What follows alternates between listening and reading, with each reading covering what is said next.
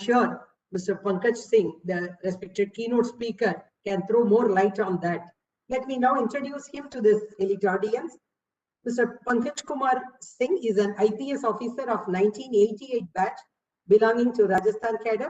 He had served in Rajasthan as Superintendent of Police in 6 districts, post of Additional DG Crime Branch for over 4 years. He has also served in the CBI for over 8 years and handled sensitive cases relating to corruption in high places and national security.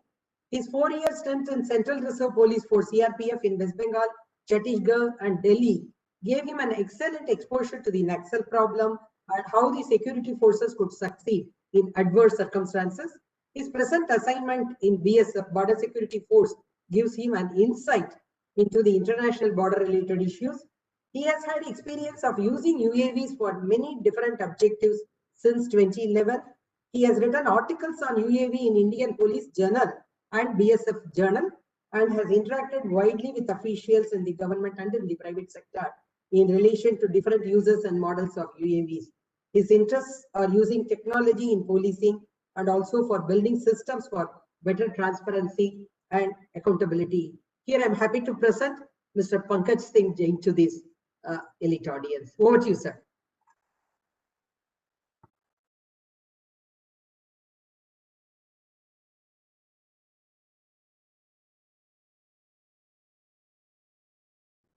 Sir, you have to unmute.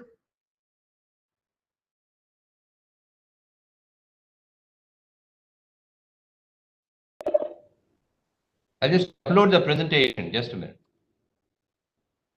Sure.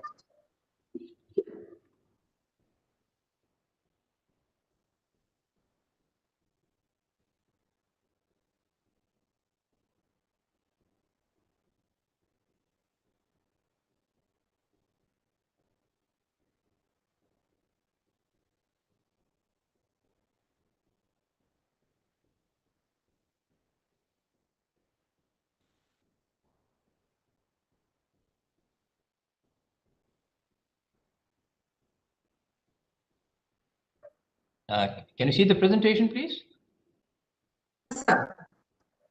Yes, we can see it. Yeah. Thank you very much, Saraswati, and thank you very much, my colleague Jaishankar, for calling me here and sharing my views with you all. And like Mr. Srivatsa just said, this drones is a phenomenal field, and the space at which it's expanding, I guess it's only limited by one's own creative imagination. There are hardly any fields left today where we are not using drones. I mean, from the good part at one end to the, everything illegal at the other end. So it's a wonderful field, tremendous possibilities. And how I'll put up my presentation is I'll talk about what the policy is there in the country today. How are we using drones? I'll start with my own domain, that's law enforcement and other fields, how they are using it. The threats that we envisage or are there looming ahead in front of us with regard to the drones. What are the possibilities? How can we go about avoiding this threat? How do we detect? How do we neutralize this kind of a threat? And what are the new threats on the horizon which are possible in the times to come? And what is the government doing about it? So I think I'll start with that. How does it go?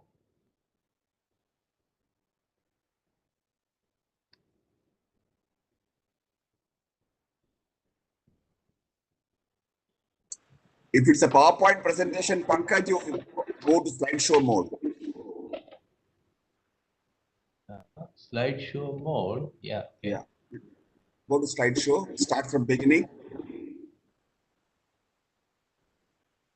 I go back again, is it? No, your presentation is open now, right? Yeah. Can you see that? Right on top, there will be a slideshow mode.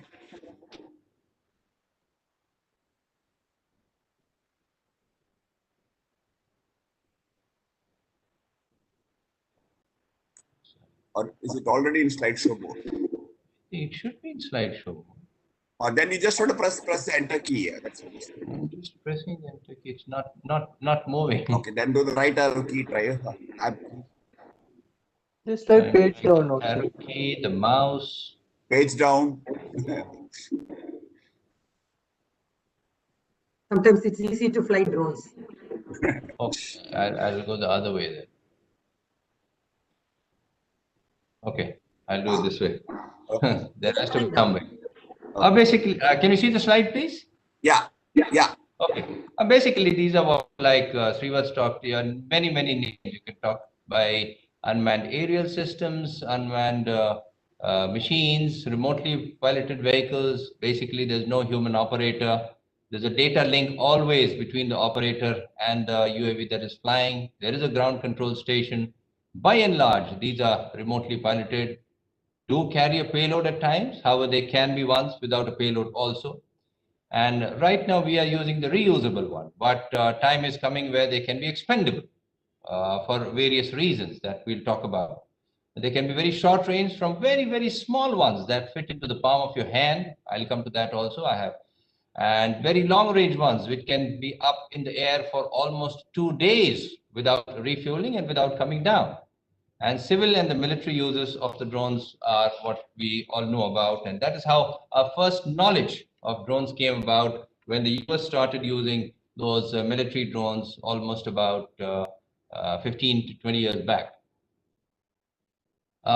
The drone policy as it exists in India will, from various estimates, we should be having close to about 1 million drones in the country.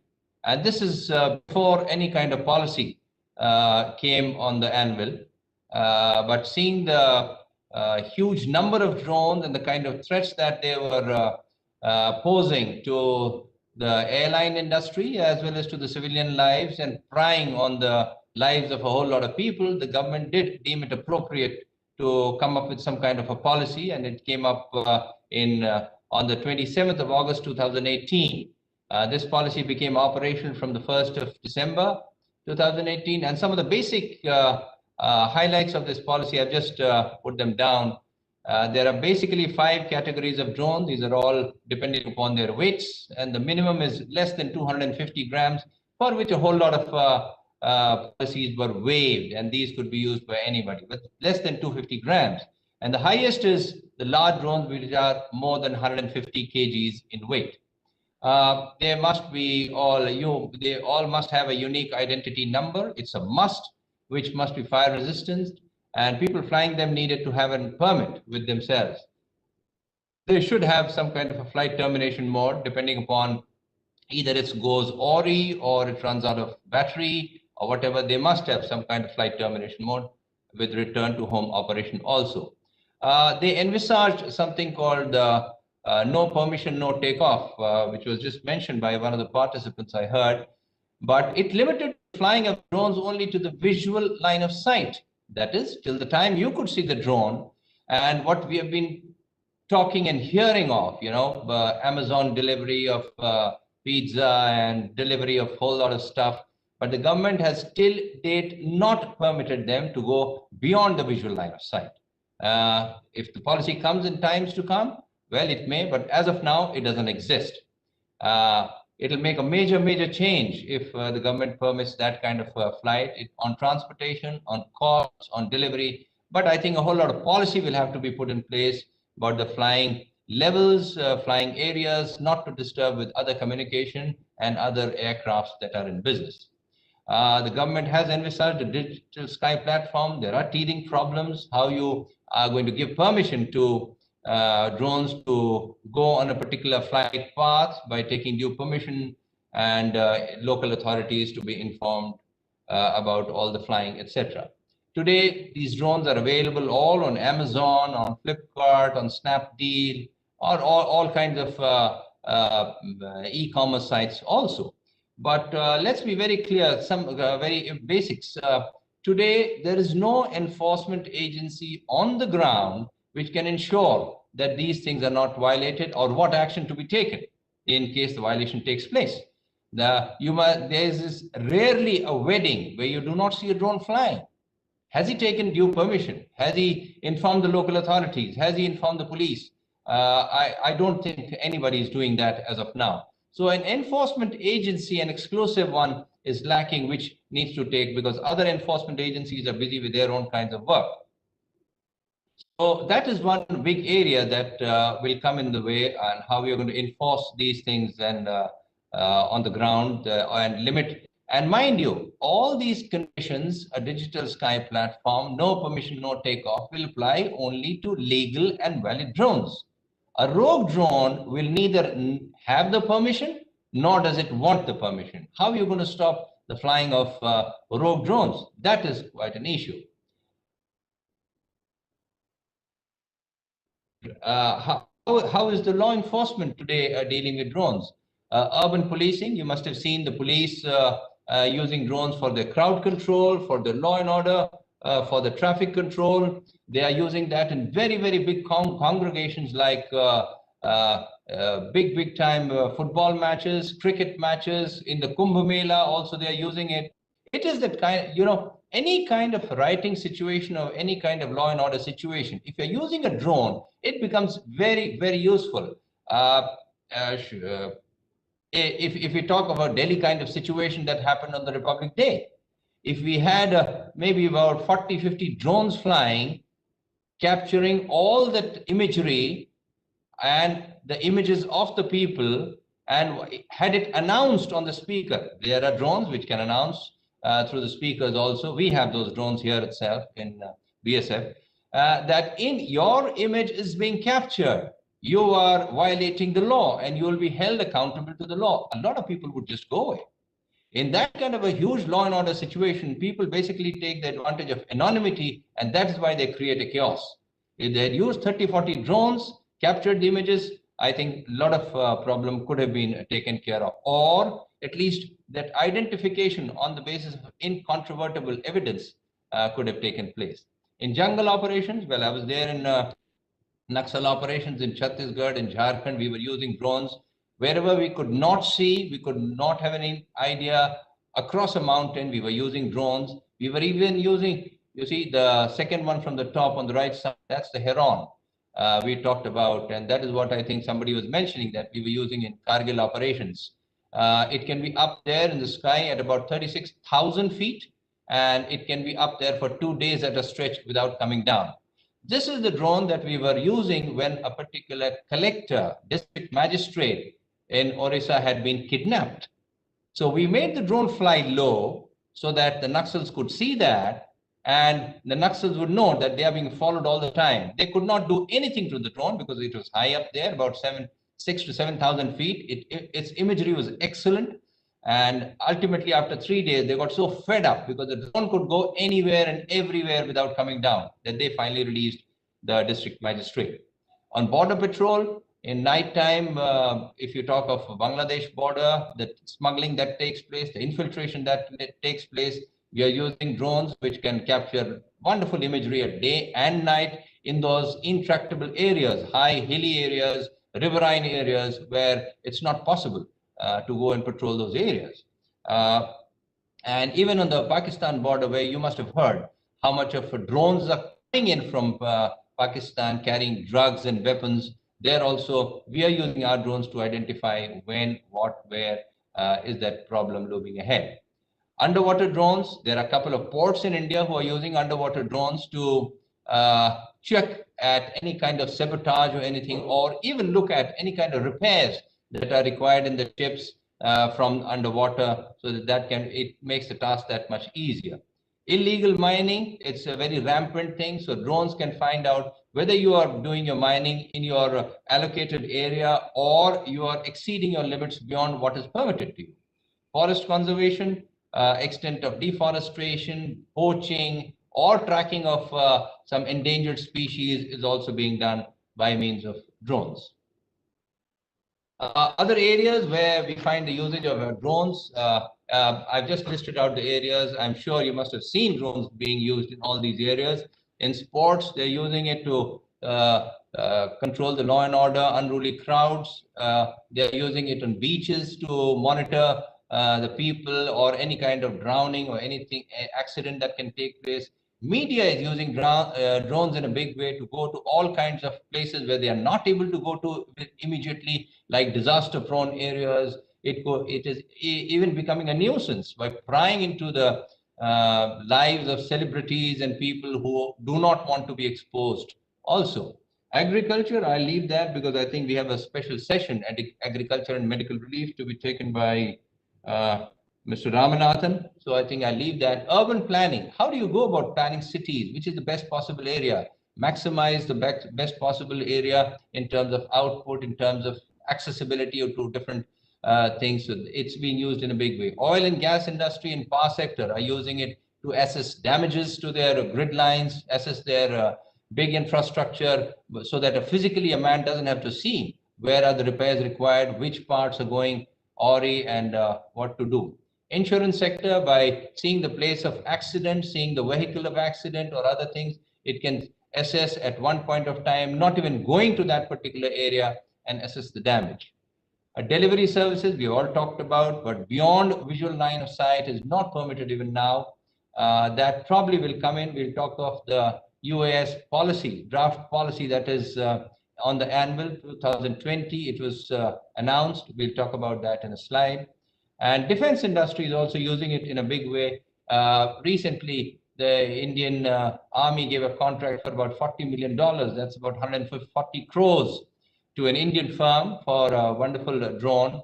Probably also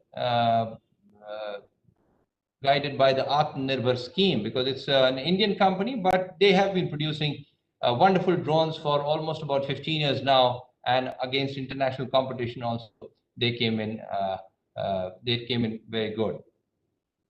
Drone as a threat, like if there can be good users, there can be a number of bad users also. But man is the same, but it's only his intent which makes it very different.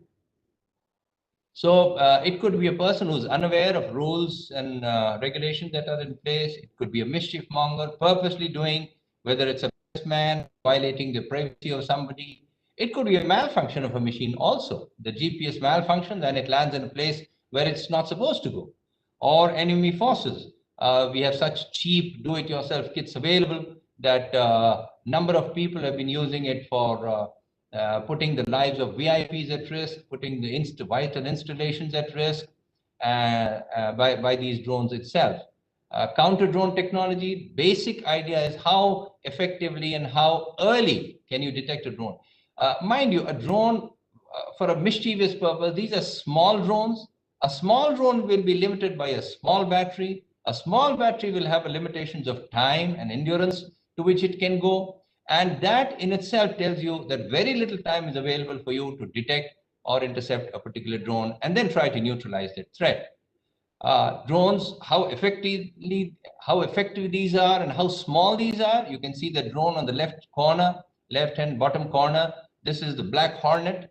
This small drone is only, let me tell you, 10 centimeters in size, weighs only about 18 grams, can go to 2 kilometers and at a speed of almost about 20 kilometers per hour, and it costs, hold your breath, it's about $65,000, but it's that effective. And a number of forces across the world, whether it's the US Army, UK Army, France, Germany, Australia, Turkey, all are using this particular drone also. One of the Indian forces is also using these drones very effectively. So that's the kind of danger that the drones pose for all of us today. These are some of the threats that you must have heard, you must have seen in the papers also. At the Gatwick airport, all the flights were disrupted for a long time. Over 1,000 flights over 33 hours were disrupted by these drones. And for transportation of contraband, well, it's being done regularly in Punjab itself. Why go anywhere else? A prison in France where a top criminal got the prison surveyed by a drone, and then he organized a helicopter which came in at that particular spot, and he was taken away. The Boston Marathon was covered, US President's inauguration, our Republic Day, Kumbh Mela, Rio Olympics, VIP protection. This is the place where on the Japanese PM's house, contraband was dropped by a drone. This is where a German chancellor was there and a drone came right there and people did not know when it could have done anything possible. A drone landed in the lawns of the White House. So today they are being used for all kinds of VIP protection in India. We've been using it regularly, whether it's Republic Day or Independence Day function, whether it was a visit of Donald Trump to India or other VIP visits also. It's being used regularly. And mind you, the counter-drone technology is being used as on date in India. Quite a few of them are indigenous, are made by Indian companies itself. So they've been very useful. They've been very effective also, and they've been able to ward off any kind of threat till now, at least. If you need to counter these threats, how do you detect? The first thing is you need to detect that, and like I told you, because of the small size of the drones, well, there can be big ones also, but because of the small size of the drones, which are in majority, the amount of time that is available with you is very less. You could do it visually by seeing it, by means of acoustic signatures, which obviously must be tally with the kind of library of signatures that you have with you. Radars, the current machines which are able to detect aircrafts, but these are usually for high flying, big time objects to detect. The drones which have been causing damage of late, number of drones, small drones, very low flying, which hardly give any kind of signature. You must have heard of about the massive loss that they caused in Saudi Arabia oil refinery. There were 13 drones which flew so low that the American and the French systems, defense systems, were not able to detect them. Forget about neutralizing them. And the amount of damage that they caused, they reduced the world out by 5%, which is almost about 5.7 million barrels per day. That is the kind of damage that 13 small-sized drones made by non-state actors caused. Radio frequency, you should be able to see the frequency because every drone does emit some kind of frequency. You can have geofencing so that the moment it crosses the fence, you're able to get to know. Heat signature, well, if it is leaving some kind of heat signature, you can, but in case of big cities and industrial establishment, this becomes a problem. Well, if you want to neutralize, there can be two types. Either you demolish and finish off the drone completely, which is a threat, or you try to capture that drone in a way that's possible to you.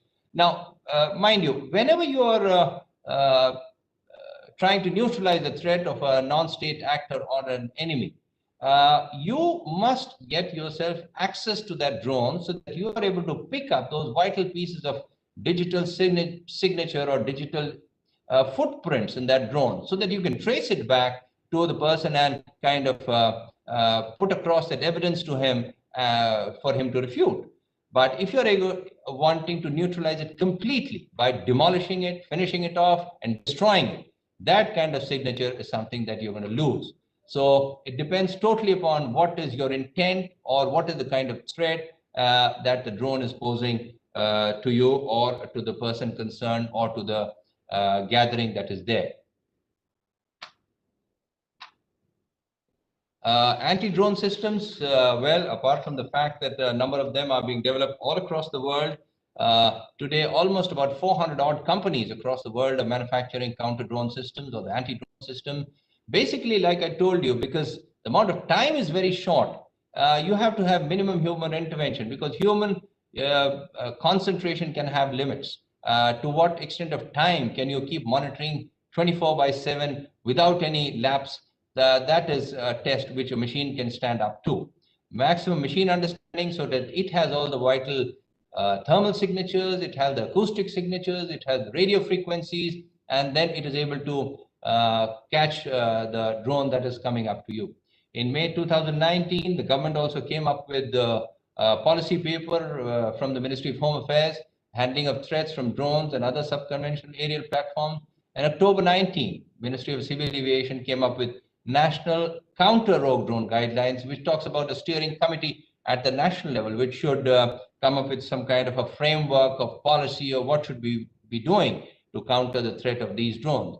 And some kind of an implementation committee at the national and state level, which would go about reducing, mitigating this threat in the best manner possible so that you are not only able to reduce or finish off the threat, but also get some kind of an evidence to be able to confront that non-state actor.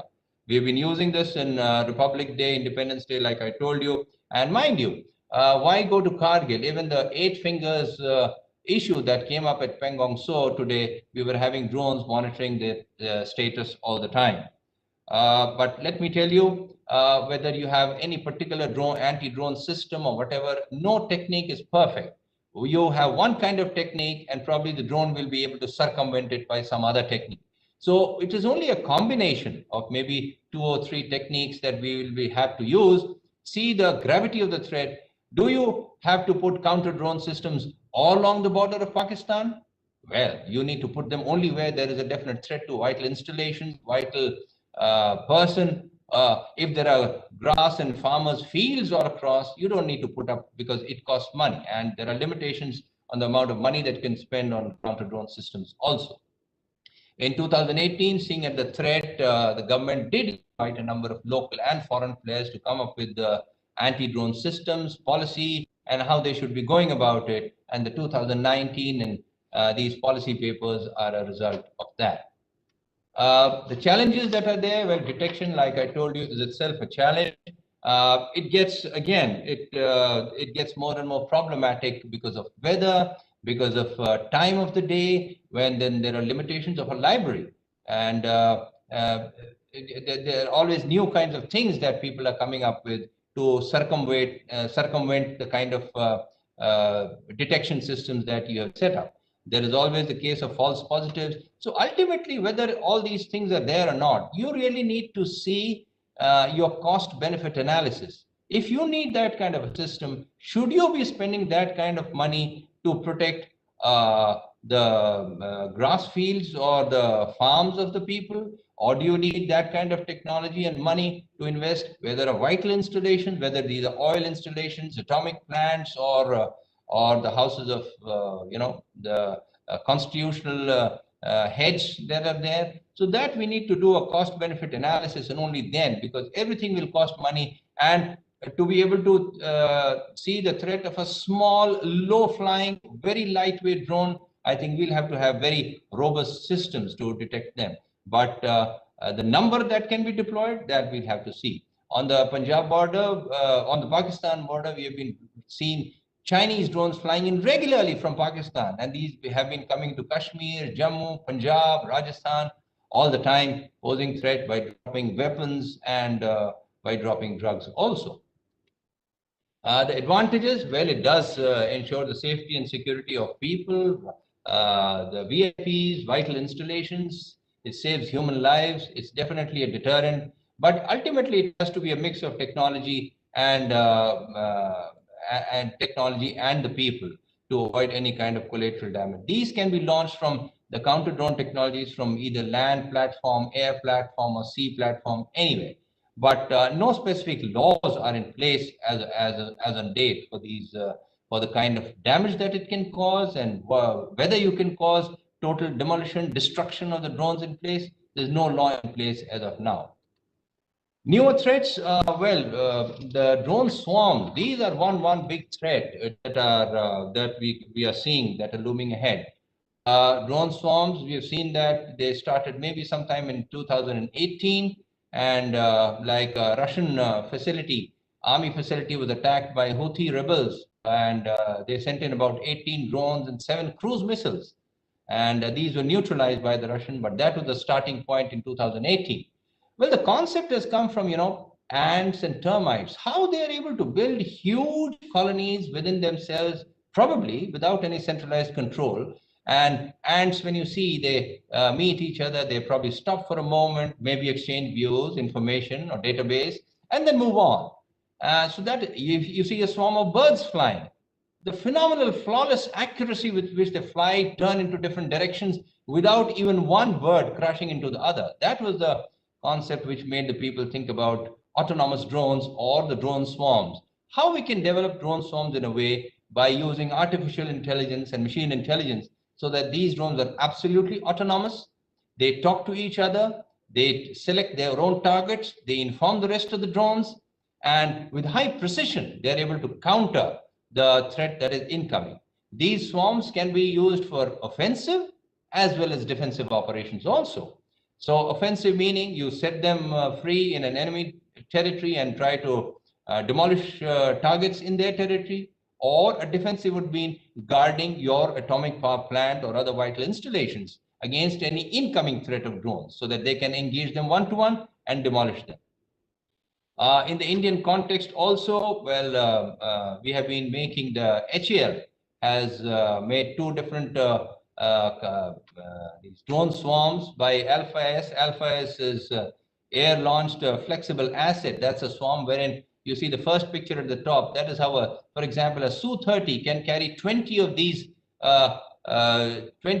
drones, which can go in as a swarm, and these are 1 to 2 meters big, and they can travel at a speed of about 30 to 40 kilometers per hour into that enemy territory, confuse that person into believing that this is a plane or a missile or a what, and they can demolish targets in the enemy territory. Well, the wingman is another one wherein these go ahead of the fighter planes, for example, 100 kilometers ahead, and confuse the enemy, whether it's a plane or a rocket or what, so that the pilot who is traveling 100 meters behind gets saved, and probably these become the targets. The Indian Air Force with the Indian government has also launched a competition. This is called the Meher Baba Swarm Drone Competition to develop autonomous drone swarm capability. And the winner of the contract will get to make drones worth about 100 crores, 50 drones. Basically, the objective stating that to send logistics into far-flung areas as Siachen and all. If any of you have seen the Army Day demonstration, it was a very visible demonstration of India's might of a swarm of drones, wherein it was held in public view on the Army Day before everybody, how the drones selected their targets on the field and destroyed them one by one. So these are the newer threats that are looming ahead, and we'll have to confront them in times to come. Lastly, I mean, with so many things happening, the government has also thought, and with this COVID thing coming in, when people started using drones for a lot of other purposes also, the government thought, well, it's high time where we must take care of the missing links, and whatever we were not able to come up with the policy in 2018, they came up with a notification on the 3rd of June 2020. They came up with 3 new categories of drones. One are the remotely piloted aircraft systems, aerial systems. One are the model ones, which are only to be used for experimental and educational purposes. And the third was the autonomous, which have no pilot and are controlled on their own. So it's just some of the features. It has not come into places yet. They have invited objections and comments on them. Everybody has to register these drones, whether it's a manufacturer or an importer or a distributor. Then every drone must have an authorization, a unique number. Every person that is who's flying a drone, foreigners are not permitted to do this. Any kind of import of US, there are no exemptions. It has to be registered. Even for the nano category, they are proposing that this also needs to be registered. Every US has to have some kind of a maintenance schedule and a maintenance manual, so that they do this before, so that the drones are safer. That is the idea. And any kind of ownership, sale, or purchase, all must have a unique identification number, and the onus has been placed on the manufacturer that you must get the UIN for each UAV that you are selling or distributing. Beyond visual line of sight, that is what we talked about, is also not prohibited in this policy. That is what they're propounding, and this is what will make a major difference in commercial deliveries, the time of transportation, and the cost. Drone ports is also something they have been talking about, and UTM is the unmanned air traffic management, because with so many drones flying, you need some kind of traffic management also up there in the sky. Some exemptions are possible with the government, but that will be only with the permission of the government. When these are security issues, vital issues, then the government is willing to give exemption also. Well, the drones and the drone swarms, you see, they are really very versatile. The uses are very many, only limited by, like I said, by your top story gray cells, and you can have any kind of uses there. The good and the bad are all there for us to see and imagine. So I think it's time for us to buckle up to cater to the threats and use them in the best possible manner, because very bright minds are at work, and they can bring in a whole lot of things that are good, bad. Thank you. Thank you so very much, Mr. Pankaj. Brilliant talk. It's amazing to know the possibilities. It's also scary sometimes. Could be maybe as the legal framework emerges, things have to clarify or clear up more. Thank you so very much for your presence here. We would like to present a virtual memento to you, but I assure that would be sent to you in person shortly. So thanks once again. Thank you. And we wish we could present it Thank in you. person. Thank you, Mr. Singh. Thank you so much. Thank you. Thank you very much. Thank you. Thanks a lot. Thank you. In fact, I found Mr. Amber Dubey, like a flash he came, but I'm not seeing him anymore. Probably he is in the airport or rushing to the airport. I don't know. So we are trying to see whether after checking in, he can still come for a few minutes and share his thoughts. But as I said at the beginning, we are now happy to have in fact, I owe a very special thanks to her. At a very short notice and at our request, she has joined today. I would like to hear from her what is her thoughts, as she had been a former advisor in the Ministry of Civil Aviation. Thank you, Mr. Renu Parmar. Thank you so very much for joining. I would take 1 minute to introduce you briefly. It's a very impressive long profile, but in the interest of time, I really introducing you to this audience very briefly. As I said, Dr. Renu Singh Parmar has 36 years of experience in various core ministries of the Government of India, such as Niti Aayog, Ministry of Finance, Ministry of Small Scale Industries, Ministry of Labour, Ministry of Steel, Ministry of Civil Aviation, particularly to mention today. She's an IAS Indian Economic Service. Her area of work has been in policy making, project, program approval, assessment of budgetary requirements, and so on. Especially in her last assignment as senior advisor in Ministry of Civil Aviation, she was particularly involved in policy making and skill development. You would have noticed what Mr. Srivastram said at the beginning. So policy making and skill development in the sector, and was instrumental in getting the National Aviation University off the ground. We should especially laud her for that effect. The concept of the National Air Cargo Community System to link up all stakeholders onto a national digital platform was spearheaded by her, for which she was honored by the UN International Committee on Transport with the Golden Chariot Award for Best Project. Congratulations, madam. She has also received the Gallery of Legends Award for Public Service at the Indigo Cargo Awards 2017 for her role in facilitating the industry. May I now invite Dr. Parmar to give her thoughts on this subject. Over to you, Ms. Parmar. Thank you very much, Saraswati. Amber was supposed to be here. He is actually managing the drone program, but because my good friend Mr. Bharat Thakkar made a special request that since Amber could perhaps not attend this particular function due to his attending some parliamentary committee, so he requested if I could. So I told him I don't have any knowledge about drones, and what am I going to say? So according to him, there was some circular which I had brought out, which was one of the first circulars on drones, which I don't recall. But I remember that we did discuss, because I was dealing with air cargo logistics. That was a time when we did look at the possibility of drone delivery. So there were certain discussions on this, and nothing was really formed up at my time. I retired in 2017. And as you all know, and Mr.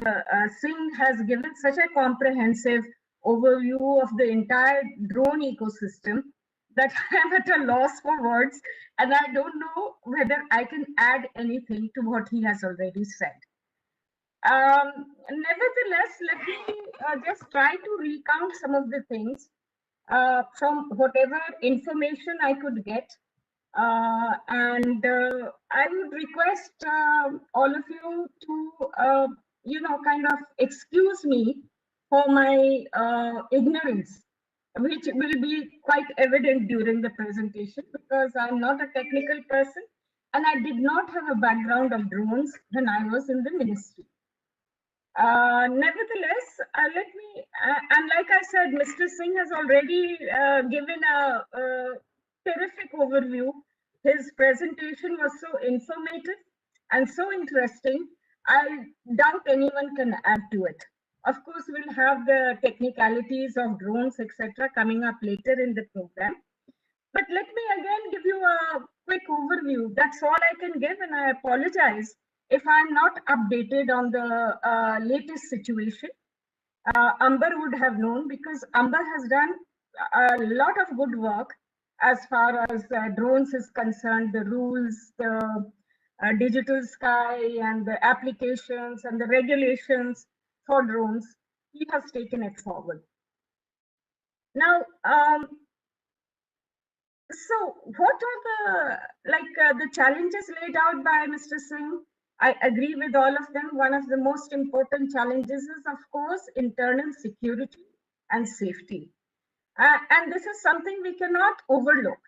This is, I think, one of the first requirements of looking at whether drones are, what are the kind of challenges posed by drones.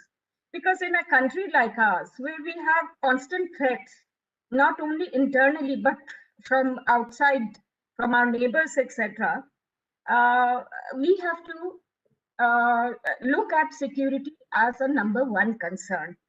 So, and apart from that, like Mr. Singh has already pointed out, the kind of crimes that can be done and the safety and privacy violations that could take place. These are all issues which have to be dealt with in a circumspect manner. And the drone policy has taken a lot of time because, precisely because of these reasons, because Home Ministry did, of course, as Mr. Singh has already said, laid out what are the requirements of a drone ecosystem. And we have to work within that framework. Now, apart from this is one major challenge. The other thing is we depend a lot on imports for our drones, you know, the components, etc. Though we are assembling them here, but I'm not aware. Maybe we are already manufacturing, like Mr. Singh pointed out, some big contracts have been given out. So there must be overall manufacturing, but as far as I know, a lot of the components are still being imported. And I suspect many of these components come from China. And so that also is an angle which we will have to look at. At the same time, we find that there is a lack of funding for the initial startups for the drone systems. I know that there are a lot of drones have already been registered in the country, but overall funding for an entire drone ecosystem is lacking, I understand. And that there is very limited budget for drone research in the country as well. I think our IT professors would be able to give greater account of this and whether there have been any improvements in budgeting in this regard. Now, this of course is a repetition because Mr. Singh has already pointed out that the US rules were announced in 2020 and they were given out for public discussions. And now I'm not very sure whether these have been finalized, whether the regulations have actually been notified. The last I heard of it, it was in Law Ministry. So if it is still there, then it may take some more time. But please, I apologize for my ignorance if I'm saying something wrong. It might already be notified. I'm not aware of it. But last I heard it was with the Law Ministry. Now,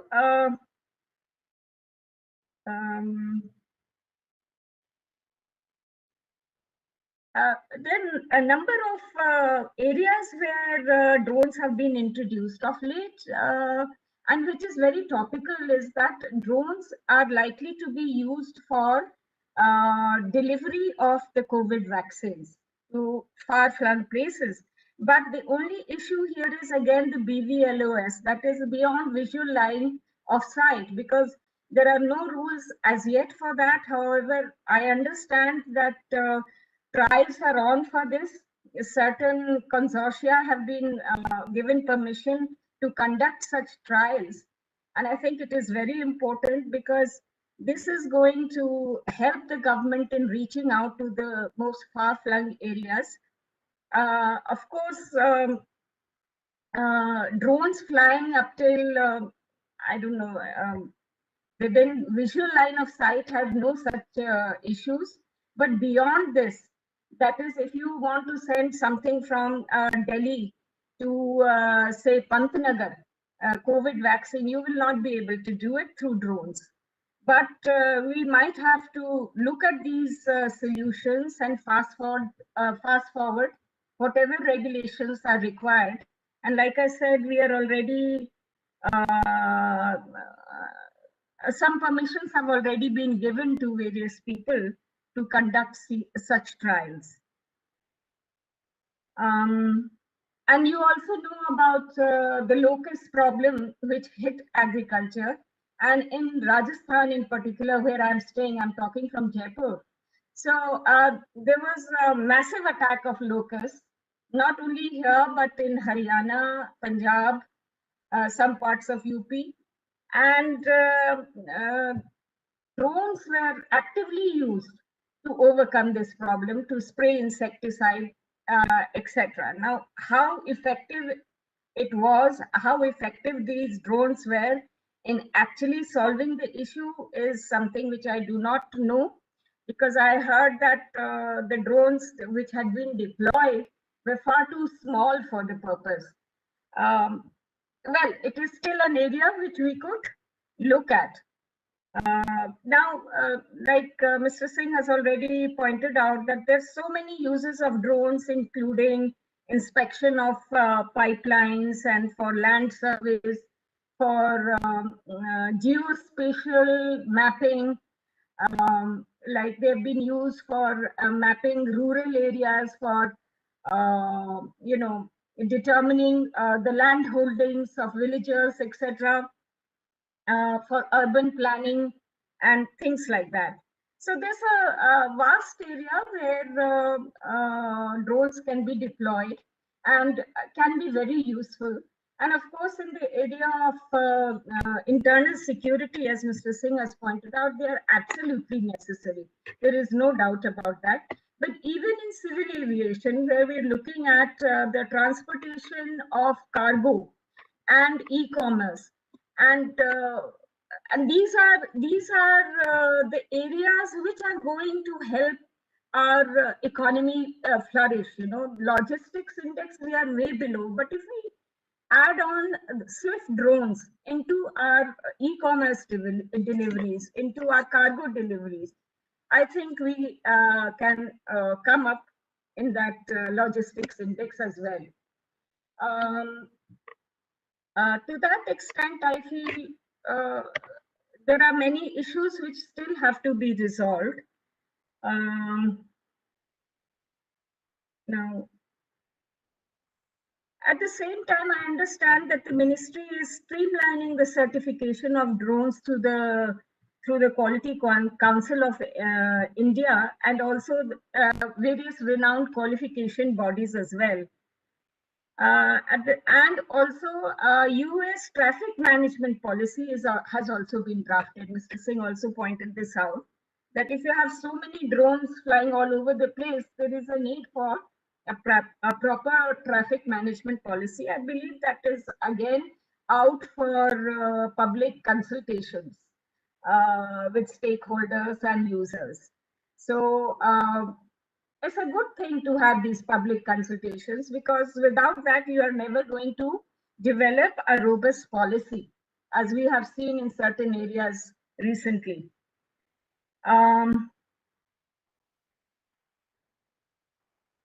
Now, you already know about the Digital Sky platform, which has been developed on the DGCA by the DGCA, and this is generally manned by DGCA officials.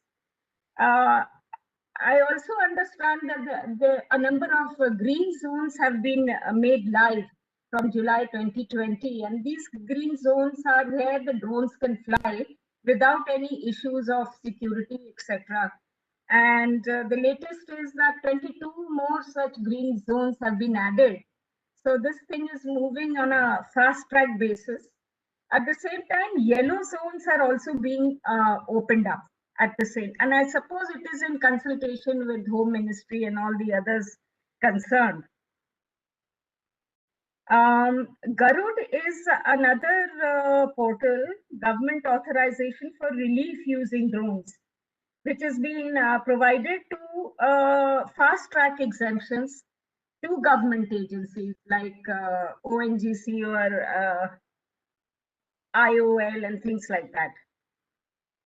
And fast track approvals to Ministry of Agriculture, Survey of India, Maharashtra Transco, and state governments for the drone operations. I understand also that because of the Digital Sky, the application for DAN is processed rather quickly, and it is expected that there would be at least 1 lakh applications for DANs by by January or February of this year.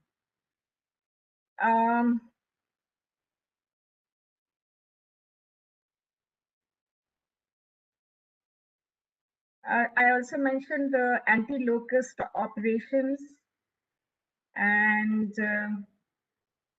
understand that Survey of India has been given fast track approvals for aerial mapping of villages in India using drones, and Swamitva, which is actually an acronym for Survey of Villages and Mapping with Improvised Technology in Village Areas, has been able to focus on accurate land records and dispute resolution and direct benefit transfers and panchayat level planning. This is very important because, you know, the massive, I mean, the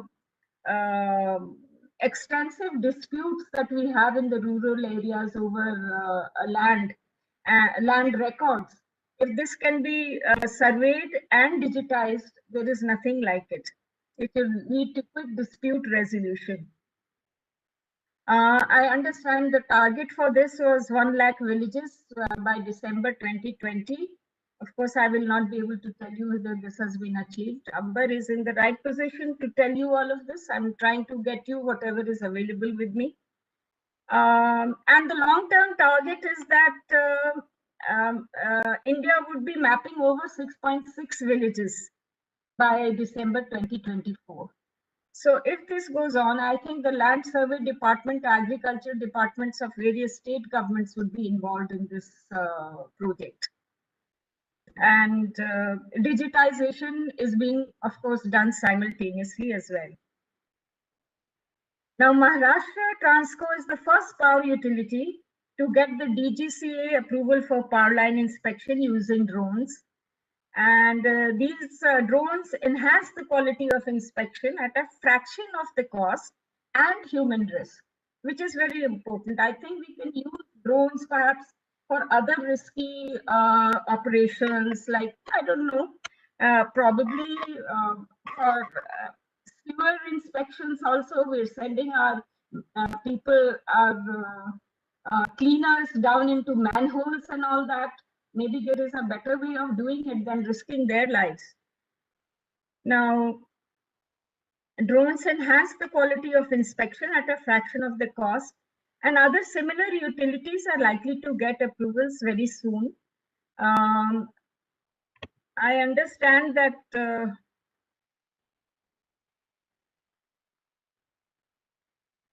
Indian Oil is the first oil company to get the DGC approval for pipeline inspection using drones. This enhances the quality of the inspection as well. and eliminates all theft worth several hundred crores. That's very important. I think that is a real saving. And in fact, that means it's an add-on to the overall GDP of the country if we're saving so many crores through this kind of inspection. And I suspect Indian Oil would have been using drones earlier also for this purpose. So this is a great opportunity for us, a year-round opportunity which is open for the drone ecosystem as well. Hitherto, now as far as training is concerned, of course, I did look after training in the ministry while I was there, but it was at a very nascent stage, and drones, of course, were not in the horizon at that time. But after I left, I understand Amber has done a lot of good work as far as drone training is concerned. Up till now, only DGCA approved flying schools are allowed to provide drone training. Only IGRUA, that is at Amethi, showed interest in doing any kind of drone training.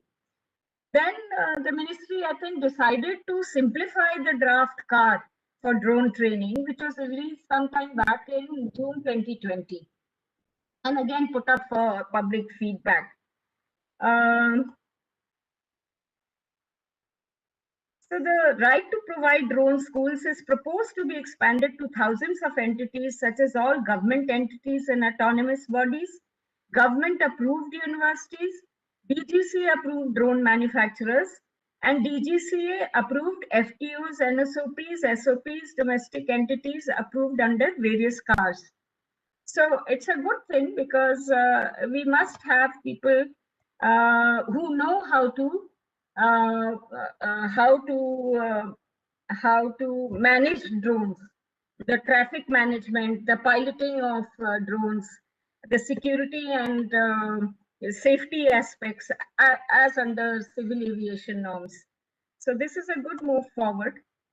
Going forward, reforms are proposed to be undertaken in drone policies and regulations, and fast-track approvals for mass benefit cases, especially in infrastructure, agriculture, healthcare, defense, and national security are envisaged.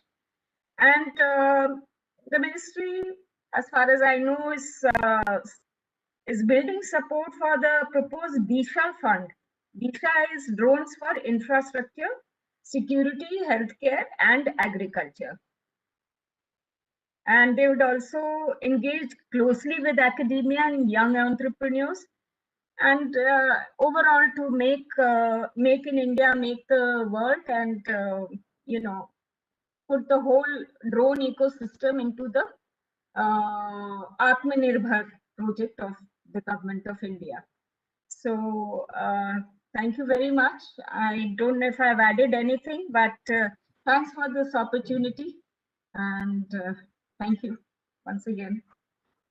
Thank you, madam. Thank you very much. Probably we can expect drones to be flying above our heads like mosquitoes sooner. Thank you so much. And I think we live in a time, and drones are the actual testimonies for some science and technology. I think even sky is not the limit. We are going beyond sky, but for drones, it's the home. So when we talk about technology, we should have definitely IT in place. And when the program is happening in Madras, Chennai, we should have IITM in play here with us. So we are very happy to have two learned professors with us today to talk on some of the aspects on which some questions were raised by earlier speakers, as well as some of the questions are coming in the Q&A box. So on the technology front, safety, security, so many other aspects. So let me invite first Professor Sunitra Sarkar. She's from the Department of Aerospace Engineering, IIT Madras. She would talk about aerodynamics of drones and future challenges. Introduce her very quickly. She is the Department of Aerospace Engineering at IIT Madras since 2007. She did her PhD from Indian Institute of Science, Bangalore, and postdoctoral research from Technical University, Delft, Netherlands. Her research itself is focused on aerodynamics of flapping wing flights and the key aerodynamic factors influencing them. She had won the prestigious Amelia Earhart Award by Zonta Foundation USA and also the Rubicon Grant Dutch Ministry, Netherlands, for research on flapping wing micro-aerial vehicles, MAVs. She has been involved in several research projects with the DRDO labs and Air Force Office of Scientific Research USA. She has also worked on several industry projects from India and abroad and has over more than 150 journal and conference publications. She is on the editorial advisory board of the International Journal of Engineer Mechanics. Over to you, Professor Sunitra Sarkar. Thank you so much. May I please request you to, share the presentation? My internet is a bit bumpy today, so I don't want that to be disrupt in between. Will that be possible? So no disruptive technology. Yeah, Swarna, will you be able to do that? Ma'am, you need to give us the access to download the presentation, madam. Yeah, I have.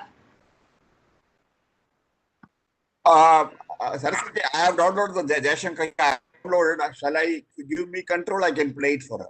Yeah, that will be very nice. Thanks. Sir, screen sharing rights is given to you, sir.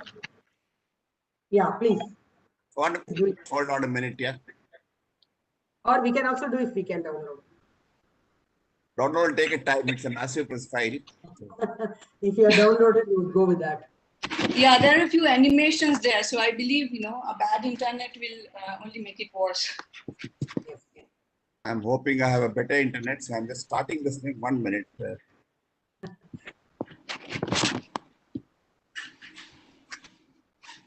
That is one threat we all face. Okay, can you see my? We see your name. Can you see my slide sharing? Yeah, I think it's coming. Okay. Can you see it now? Yeah, now it's visible. Please go on, Dr. Sunitra. Yeah, thank you so much. Thank you. Thank you for the introduction also. So good afternoon, everyone. And, it's a great topic to choose and very relevant. So I'm very happy to be here. Thank you so much for the organizing team for, bringing me here for this event as a panelist. And I really enjoyed the previous presentations by Dr. Palmer and Mr. Singh. We had a very good insight on the, on the Indian scene, especially the military and defense sector, and especially focusing on the policies and usages. So, in my talk, what I thought that I will, sensitize the audience about different types of drones, and hopefully can focus on what I think are the future trends, the futuristic drones, and its aerodynamics. So not because that we have great knowledge in the field yet, but because we are really interested in this area of research and we have been working on it for quite some time now. So maybe in the next slide. Yeah, thanks. So before we go over to drones, thought that I will just include one slide on aerodynamics.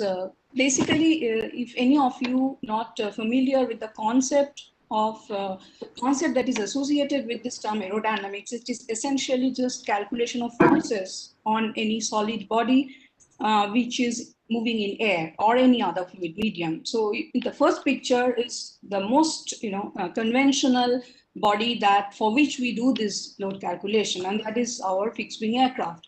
And the most important forces that are marked here in this picture taken from NASA are the lift and the thrust forces. So the lift force that actually holds the body, and make it go upward, and the thrust force which help it move forward. So for this kind of bodies, of course, the thrust comes from the engine.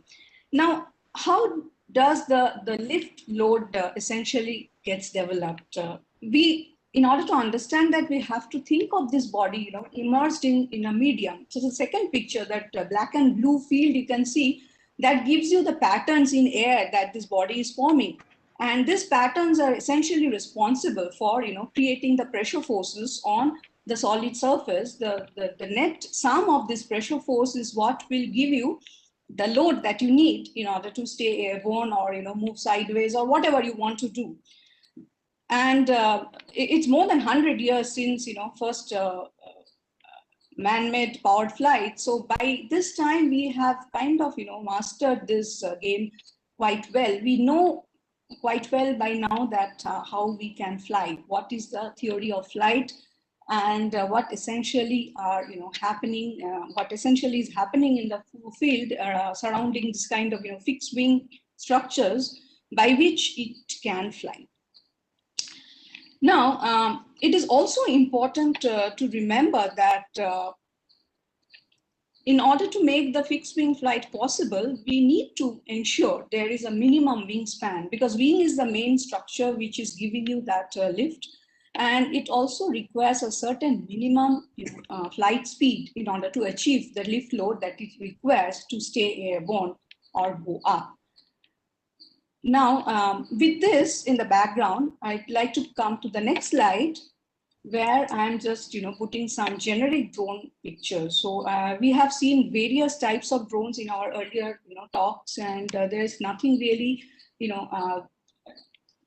much more important to add on that. These are some generic figures that I have chosen because I don't have any specific knowledge of the Indian scene, especially the Indian military scene. But these are, this information is available in the internet. So just to sensitize you on the types of drones that are commonly available or are being in operation. So drone, the word is kind of, has a European connotation. It is essentially an unmanned system or an unmanned vehicle. We commonly call them as UAVs or UAS. But there is a very loose, distinction or, classification.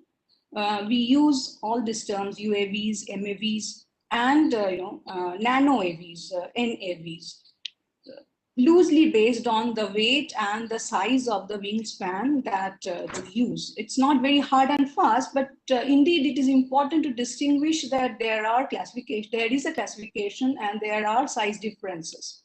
And of course, the operation and usage application is different. So as it was mentioned in the previous presentations that, and also as the title of this seminar suggests, that drones are everywhere. Yeah. And its huge presence, especially in military and certain civil sectors like agriculture and medicine, is undeniable. So it's being used extensively for, even combat, reconnaissance, and definitely delivery. It still has, certain regulations, and but if you can think of, special uses like the pandemic time, we can think of very novel usages, non-contact operations. Whenever we think of it, drones are the answer. So the possibilities are huge. We are looking at a very positive future. So definitely there is a need to develop new technologies to meet that challenge, to meet the demand of the future and the direction in which we are going. So in this slide, I have just given some example ones. The first one on the right corner is from US military.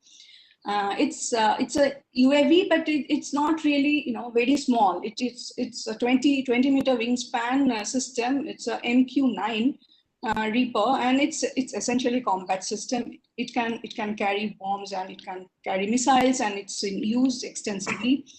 The second one looks different from the first one. The first one was essentially a fixed wing aircraft, a miniature aircraft. So not very different in our understanding of the fixed wing aerodynamics or the theory of fixed wing flight, just a miniature version of it. The second one looks different. This one is a very popular one. This is the Tarantula Hawk MAV, and it is also part of US military, and it was used. It was very popular in Iraq for them for detection of hazardous thing. It was developed by Honeywell, and it was commissioned by the US Advanced Research Project Agency. This is a very useful thing. I'll come to it. In India, we need something like that to steer our research direction and also channelize the funds. The third one is in the left side. It's a typical one. There's no name to it. I've just taken it to highlight the difference between the first two. This is a rotor-based drone.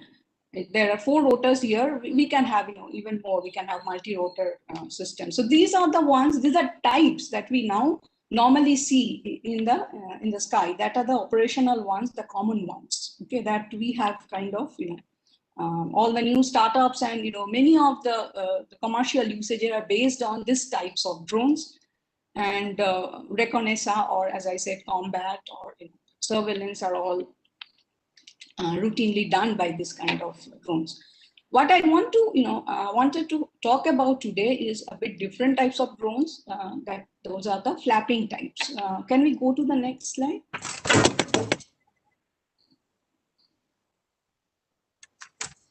Yes. Yeah. So I think the videos are already playing here. So this is the types that you see in this slide are very different from the previous slide example. So here we are essentially relying on biomimetic flight, what is inspired by natural species like birds or insects. The left one is an ornithopter, basically a bird-like machine. But the right side clip, which I have taken from a video supplied by Air Force Office some years back with me, and I have taken a small clip from here just to give you an example of what type of future things we are aiming for. This is a bumblebee inspired system.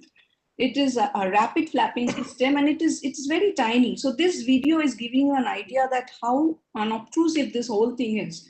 This is quiet, and it doesn't really require a large flying speed to be airborne. It is slow, and it is tiny. We cannot, without any proper system, we cannot really immediately detect it. So this is probably the things that we would like to aim for in the future. And these kind of machines are very useful if you are thinking of doing any operation, intrusive operation, or just simply surveillance in confined spaces or indoor spaces. Our fixed wing systems are not very good at that. Even the rotary wings are a bit noisy, so they are also may not be equally matched. And of course, the natural, the nature-inspired systems, the one that we are thinking of here, have offered superior maneuvers. So if we can master the art, it will be really open up new vista. Now the thing is, they are this technology is slowly building up, and we need to really understand what is their aerodynamic secret. So can we go to the next slide, please? Right.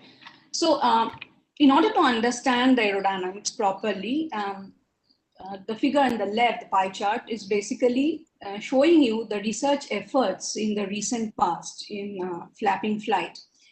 And we see the massive research effort is in aerodynamics, because we really need to understand the aerodynamics well, which we don't really do, even as of now, compared to our understanding of fixed wing and rotary wings. Fixed wings, as I said, the nuances are well under control. But the natural flights are so complex and so diverse. We are just started to unveil. So there have been a lot of research focus on aerodynamics, especially focusing on the scaling laws, unsteady flow, the coupling between a very thin, light, deformable structure, active flow control, MEM-based actuators. All these have been looked at and still being looked at.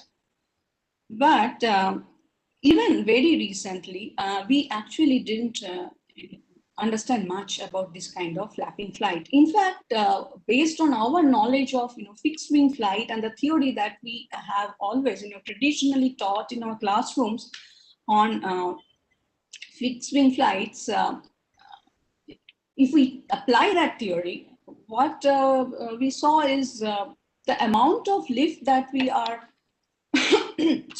generating from these tiny wings are so small that is not enough to hold these bodies up. So in other words, insects cannot fly. But we know that they do fly. So there is a very different, this is a very different ballgame from what we have learned earlier on our fixed wing. So there are certain structures when there is a rapid movement of the wings in this fluid medium. There are certain structures what we call as the vortices, vortex. So they are kind of the key in giving you this large aerodynamic force, which is very different from the way the fixed wing flight work. So you all must have, seen vortices like you have in a moving fluid situation, like in your kitchen sink or in your bathroom or in flow in a confined space or even in cloud formation.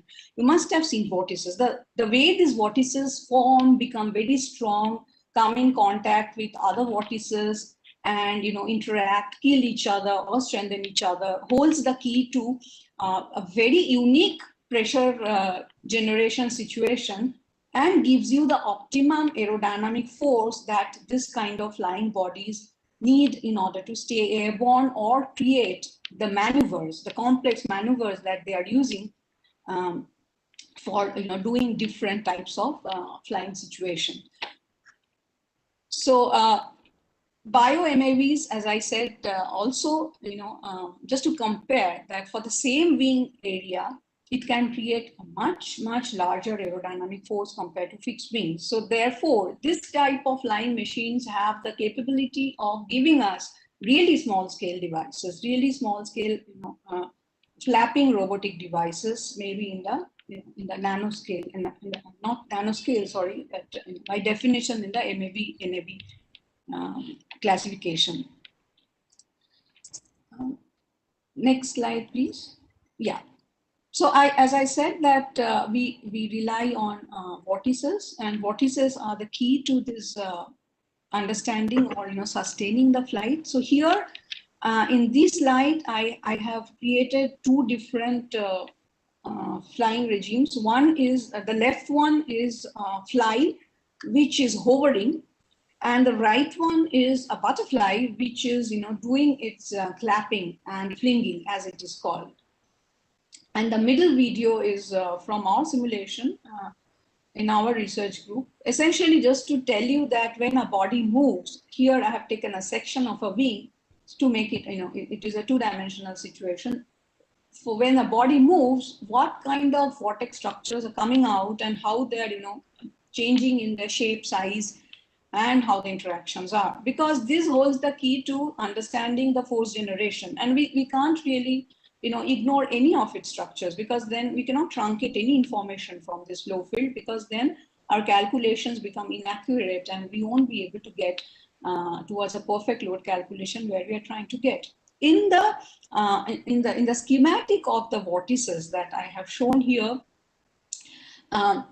through black arrows, the vortex structures are shown, and this is a very simplistic picture, but just tells you that how the vortex is growing in size and getting shed from the body. But the key so this is happening in time as the wing would be beating, in different up and down strokes, and how during this time the load will also change in their magnitude and direction with time. And understanding that will hold the key to how actually in real time the insect is flying and how it is generating different amount of load in what direction and how it is being used to master the maneuver that it is trying to use. So this is a fascinating area, and I would say that from a fundamental research aspect, understanding different types of natural species and the type of movement and the type of interactions that they are using, the calculation or having a sneak peek at the flow field is very rewarding, because you see so many different types of patterns that nature offers. Some of them are earlier known, some of them are very new, and we then relate these patterns to the type of very unique load situation that this particular type of species that we are investigating experiences. So even without transferring this knowledge to an actual product on this itself is rewarding itself. So there are right now, I think, two different research directions emerging in this area, where people are mimicking certain certain simple kinematics from some known species like dragonfly or fruit fly or bats, and they're trying to create an optimum scaling and trying to create a robo which looks like them but not actually of the same size. And some of them are very successful, quite successful, I would say. They fly, they show certain maneuvers well, but of course it is not a replica of the natural species. That is too much to achieve right now. On the other hand, there is a second direction of research in which people are trying to look at, go deeper into the fundamentals of understanding of this unsteady aerodynamics, and trying to change parameters in those fundamental aspects to see that if I tweak this parameter this much or that parameter that much, if I can get more load, or if I can get some good stability, so that knowledge can be combined with the first group, and then we can come up with a more novel design, or not obviously at par with the nature, but not very bad, can serve our purpose.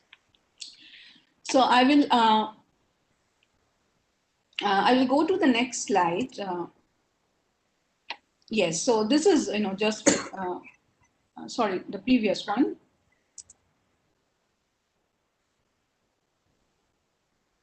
Yes, so this one is again just a brief visualization of the flow field from our simulation, just to show that even similar looking kinematic, similar looking movement of the wing is giving you a very different looking flow field. That is because we have tweaked some parameters. One is a very regular one, the left one, so of course the forces will be regular, predictable. The second one is in a much higher force, and the flow field is quite irregular. So the thing is, the second one looks a bit unstable, unpredictable, but it can create large load for small time window. It may be usable, but maybe the insect can quickly move on to a different maneuver, and might be useful to create that large load for a small amount of time. And I should also mention that such simulations are real time accurate simulations, so they are very time consuming. It takes days to simulate these things, even on our IITM's supercomputing center and on our huge cluster. And so we definitely need more and more attention towards developing infrastructure, both experimental and computational, if we want to unearth the reality behind this kind of flapping flight. So I kind of digressed a bit. Maybe we can go to the next slide, and this bringing us to the next actual big question. So I'm sorry, the previous one. Yeah, I think you have moved 2 slides. Slide number 8. Yes. Yes. So the question is, of course, if this is so nice, so superior, so agile machines, and very good for indoor operations, so why we not? And it seems that we have gained some knowledge about its flight theory, and can understand a bit about how they fly and how to tweak the parameters, to make them amenable to the changes that we require. Why don't we see more of this commercially available? Most of the time we see the fixed wings and the rotary wings. Of course, it's a rhetorical question. I think we don't, because it's not easy to mimic the nature completely. So biomimicry is a complicated business, maybe as complicated. We have not really replicated a human brain, and we are far away from it. So it's something like this. So nature has, by a lot of trial and error, has achieved what they have achieved. It has achieved now. So we are just beginning to, the very nascent stage, we are just beginning to understand the very basics of this kind of flying physics. And of course, we have understood about the basic kinematics, like basic movements that we see in nature, and what kind of vortices coming out and how the load generation is happening there, and we are able to mimic it. But there are various complex things. For example, there are many complex maneuvers. For example, fruit flies use a sudden escape mechanism, or mosquito larvae, if you see them, there is a sudden jolting. So these are all escape things. So we don't still understand the aerodynamics behind them. We still don't know how they achieve it. It's difficult to think exactly in terms of the natural design. Now, what we do have in the flapping flight scene is a lot of lab prototypes. Some of them are quite successful, and I wanted to mention one of them, especially here. The first two frames on top of the slide is basically Is the slide visible to everyone? Swarna, can you remove the pop-up? There's some news article which is popping up, Swarna. Now it is visible, sir? Yeah. Yes, it is fine. No, not now. Thanks. Yes. So the first two pictures are, some flapping devices that in the past that students in our group have developed. It's not very novel in the sense that they are inspired by existing flapping devices, but nevertheless, based on their interest, they developed it. They were quite successful. But this is not our primary area of research. We are not really a product development group. We are essentially an aerodynamic group where we try to understand the fundamentals of this kind of flights and the nuances of it. But I'll take this opportunity to introduce you to one of the very successful ones that have come up from an academic lab, which is from the TU Delft. And incidentally, the development of the very first Delphi, I think many of you may be familiar with that name. Delphi is quite popular. And the first one, the development was coincided with my stay there. So I saw that how people from different groups, not just aerodynamics group, but structures, propulsion, different groups came together and contributed to its development. So this one is Delphi Nimble, the newest one in their family.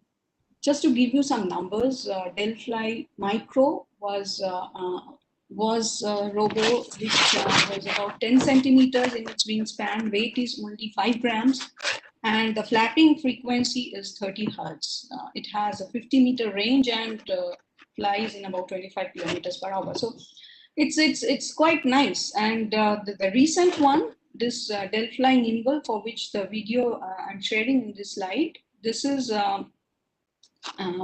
this actually is quite agile, and the control of this double wing model is being done through insect inspired at the wing root level, and it has no tail because after a series of trial and error, so they realized that the tail without tail makes it better in terms of makes it more crash friendly. So there are various others products that have come up from various academic labs. Noteworthy would be to mention Georgia Tech's Entomopter, also Howard's housefly inspired model. And there was one more that was funded by the Advanced Research Project Agency in the US. And it was a hummingbird inspired model. Forgot where exactly it came from. In India, I think in IIT Kanpur Aerospace Engineering Department has developed a successful flapping type, not very small, not very miniature, but it is quite stable. IIT Bombay has lighter than air systems, not exactly flapping type, but I think they're working in that direction. I think a lot of focus in few years back came on flapping wing research. So I think NAL MAV lab was doing a lot of fundamental work on flapping flights.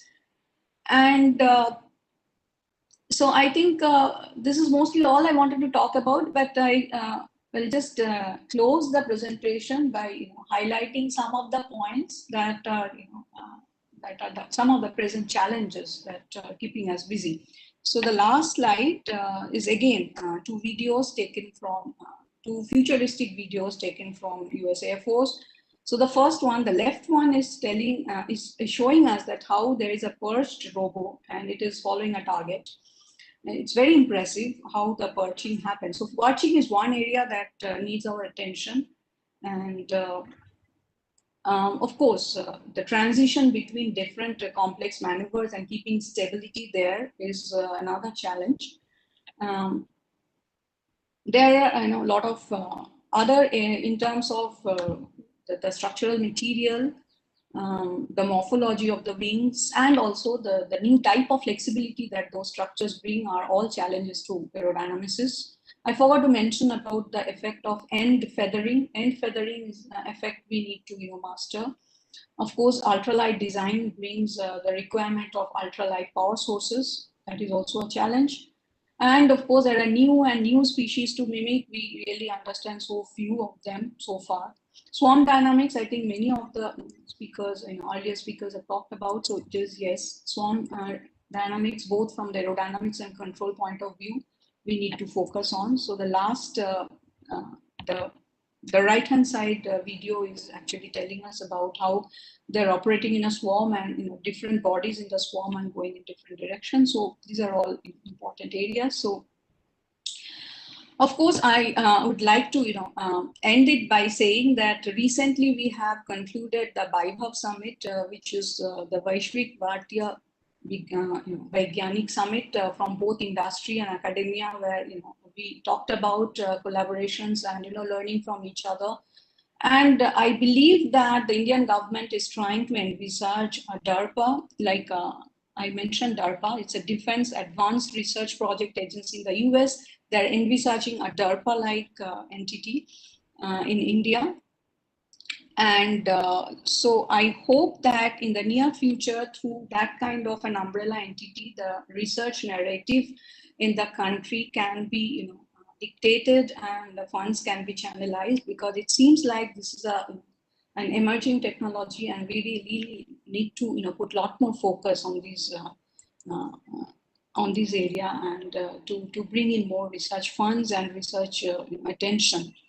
And hopefully with all this attention and nurturing, the flapping industry will soon be booming. So thank you so much for your attention, and thank you once again for making part of the panel today. Thank you very much, Professor Sunitara Sarkar. It was a brilliant presentation. We will now go on to the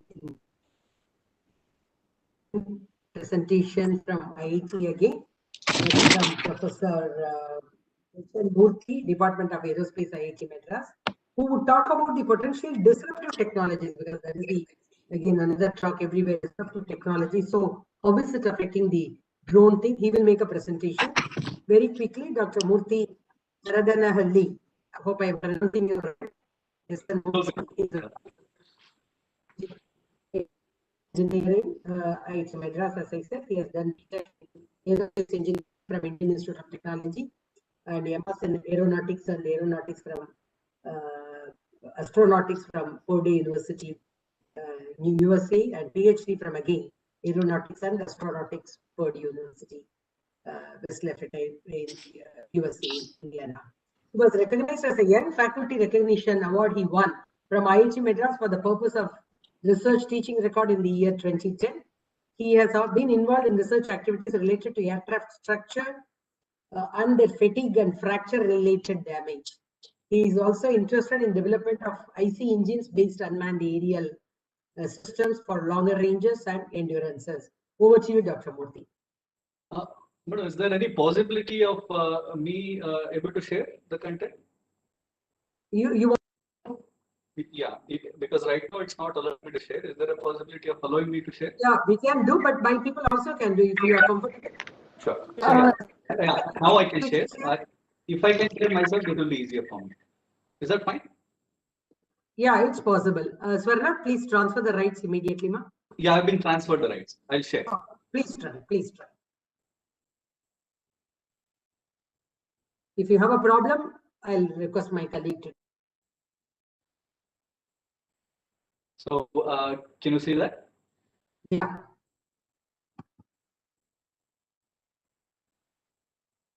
the reason I was thinking that probably I could share the screen myself is because I also, in the meanwhile, while discussion was going on, some things I thought were missing. So I thought I'll add few more things to my slides. So I've done that. Anyway, I'm Murthy. I'm currently head of aerospace engineering department at IIT Madras. I thought today I'll talk about potential disruptive technologies as I understand. Maybe based on my limited understanding. Potential disruptive technologies for unmanned aerial systems. Right, some of these things obviously most of you already know, but let me again go through. So before I go into this disruptive technologies, just let me take a look at the timing. Yeah. So in general, if we are looking at unmanned aerial systems, we are looking at these subsystems. There are airframes which are designed, which carry power, which have a propulsion unit, which is your power plant, and then onboard avionics, including your inertial navigation systems, then payloads, which give you all the sensor data, sensors fundamentally, and then communications and data links to transmit sensor data from your unmanned aerial system down to the ground, and then user-defined software, both on board as well as for your ground control station. Typically, if you're looking at airframe, the two things that we need to worry about in airframe is one is design of airframe. What configuration are we going to use? What kind of airfoils are we going to use? So fundamentally, aerodynamic design and configuration, finalization of configuration, aerodynamic design, and then structural design. When we talk about structural design, in addition to sizing and other things, we will also be thinking in terms of what kind of materials do we want to use. Of course, CFRP seems to be the happening thing, seems to be the popular thing. But then in certain cases, there may be a case that we could make to make some of this airframes out of plastic even. In some cases, metal might also work. But so airframe design and then both structural and aerodynamic design is something that we need to keep in mind. I'll talk in next slide as to what are the potential disruptive technologies in these areas. Similarly, power plants, electric motors and batteries, what is used for a whole lot of this, the most common form of drones that we see nowadays, which is electric motor based. But then fundamentally, there's a limitation with respect to battery. The power packed inside a battery per unit weight is about 1/10 of the power packed in hydrocarbon fuel per unit weight. Hydrocarbon fuels are like 10 times as much, the pack-in has 10 times as much energy per unit weight, per kg, as a battery. So wherever we need a lot more fuel, as in if I'm looking at smaller endurance, lesser endurance, smaller range, then engine weight dominates. Wherever engine weight dominates, electric motors work better, right? Wherever fuel weight dominates, when we are looking at longer endurance, etc., hydrocarbons win out. So IC engine based unmanned aerial systems are used, because sum total of your power plant is both engine and fuel, right? When it comes to engine weight, electric motors are better. When it comes to fuel weight, IC engine based unmanned aerial systems are better. And that's the reason why you see most of the larger systems, like whether the Herons that we have bought in Indian Armed Forces or some of the other larger systems, all these unmanned aerial systems are all IC engines based, right? Electric motors typically do not fly more than about an hour, right? And they also have limitations as to what is the maximum altitude at which they can fly. And then onboard avionics, we have flight control systems, some sensors to detect your flight maneuvers and things like that, and flap deflections, other things and things like that. Then inertial measurement units, inertial navigation systems, autopilot, data communication, storage, battery, etc. And then we have payloads. Payloads could be different kinds. The most common thing we are looking at is reconnaissance for reconnaissance applications, which is basically, it could be simple cameras, or it could be multispectral electro-optic cameras for advanced surveillance, especially for armed forces applications. And synthetic aperture radar, again, mostly for armed forces applications, the laser designator, and these are all, some of it is for armed forces applications. Visual range, anyway, we already know what kind of sensors we use, simple cameras.